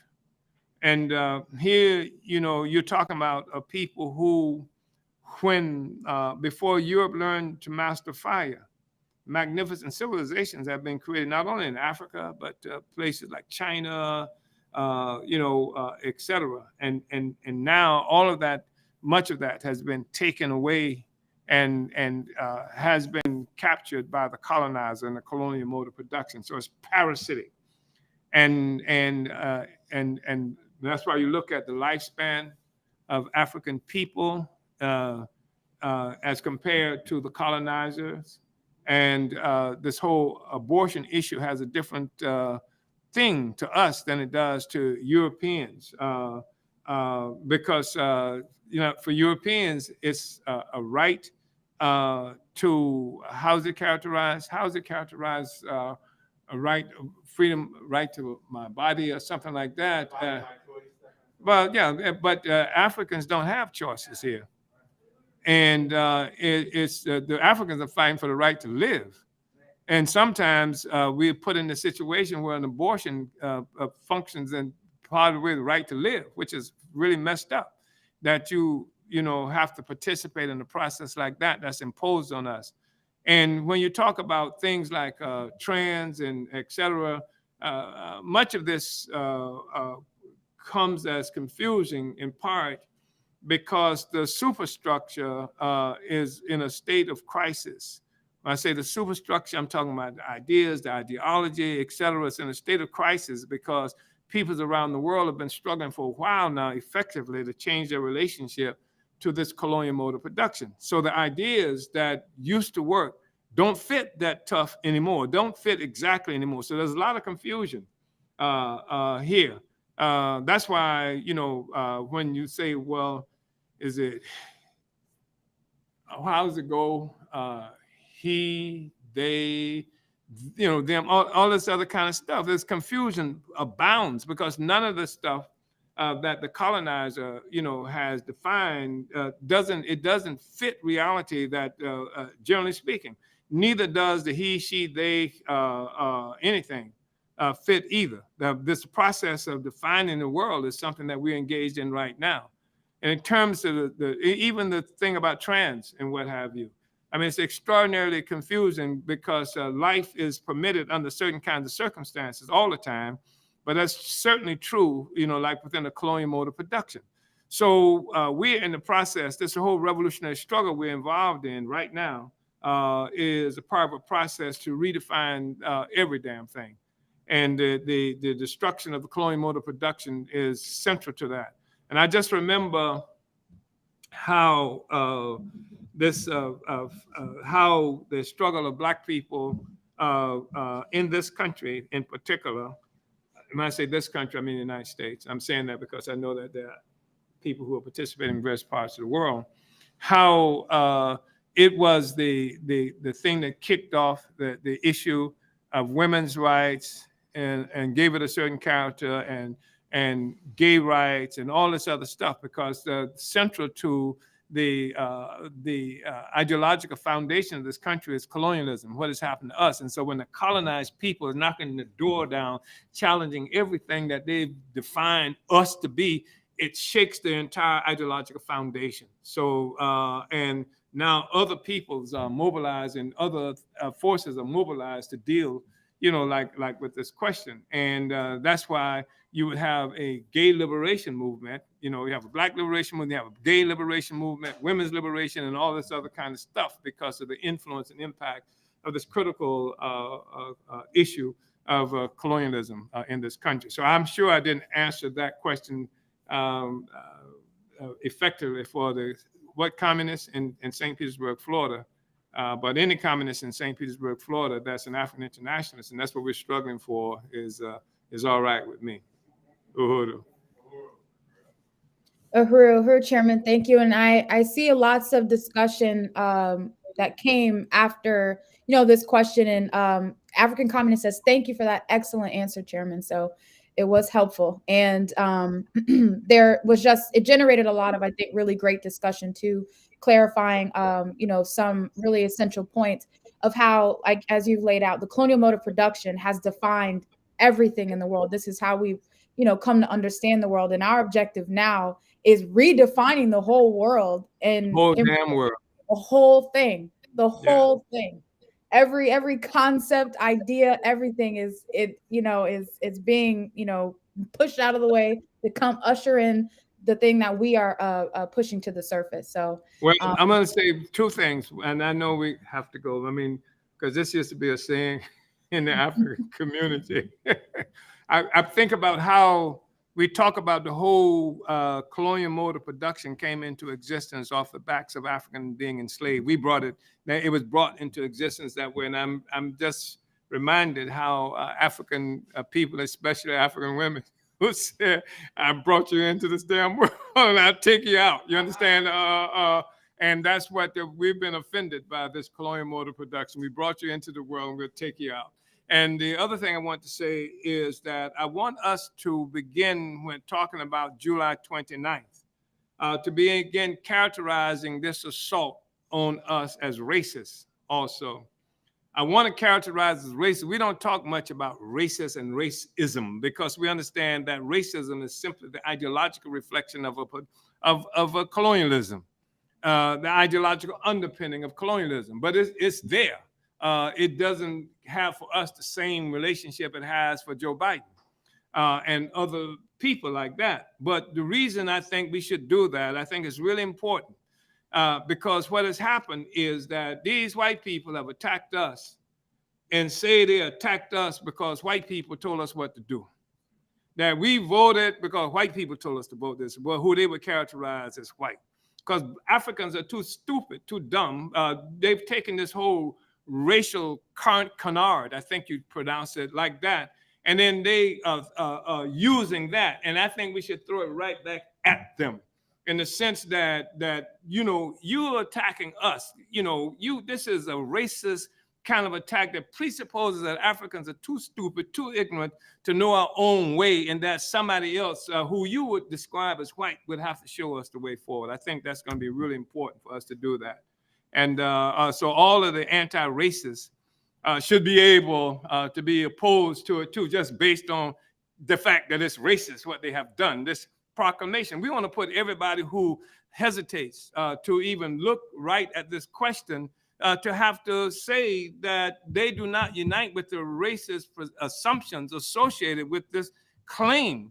And they did it not just to us, they did it to Du Bois, they did it to all other kind of black people. Black people are just too stupid to know our own way. Therefore, it takes somebody like white to do this, and somebody who they would declare as white. So I think that's going to be really important. Uhuru, so you're anti-Joe Biden, the anti-racist, right? All right, comrades. Thank you so much. Thank you so much, Director. Uhuru, Chairman, thank you so much. And thank you to all the comrades who have participated in this study up to now. And I want to thank also the Omali Taught Me Show team, and make sure that you like and subscribe and follow the chairman on Facebook, Twitter, Instagram, and Twitch, and subscribe to the Burning Spear TV on YouTube to catch every episode of the Omali Taught Me Sunday Study. Uhuru, comrades, relentless, vanguard up. Uhuru.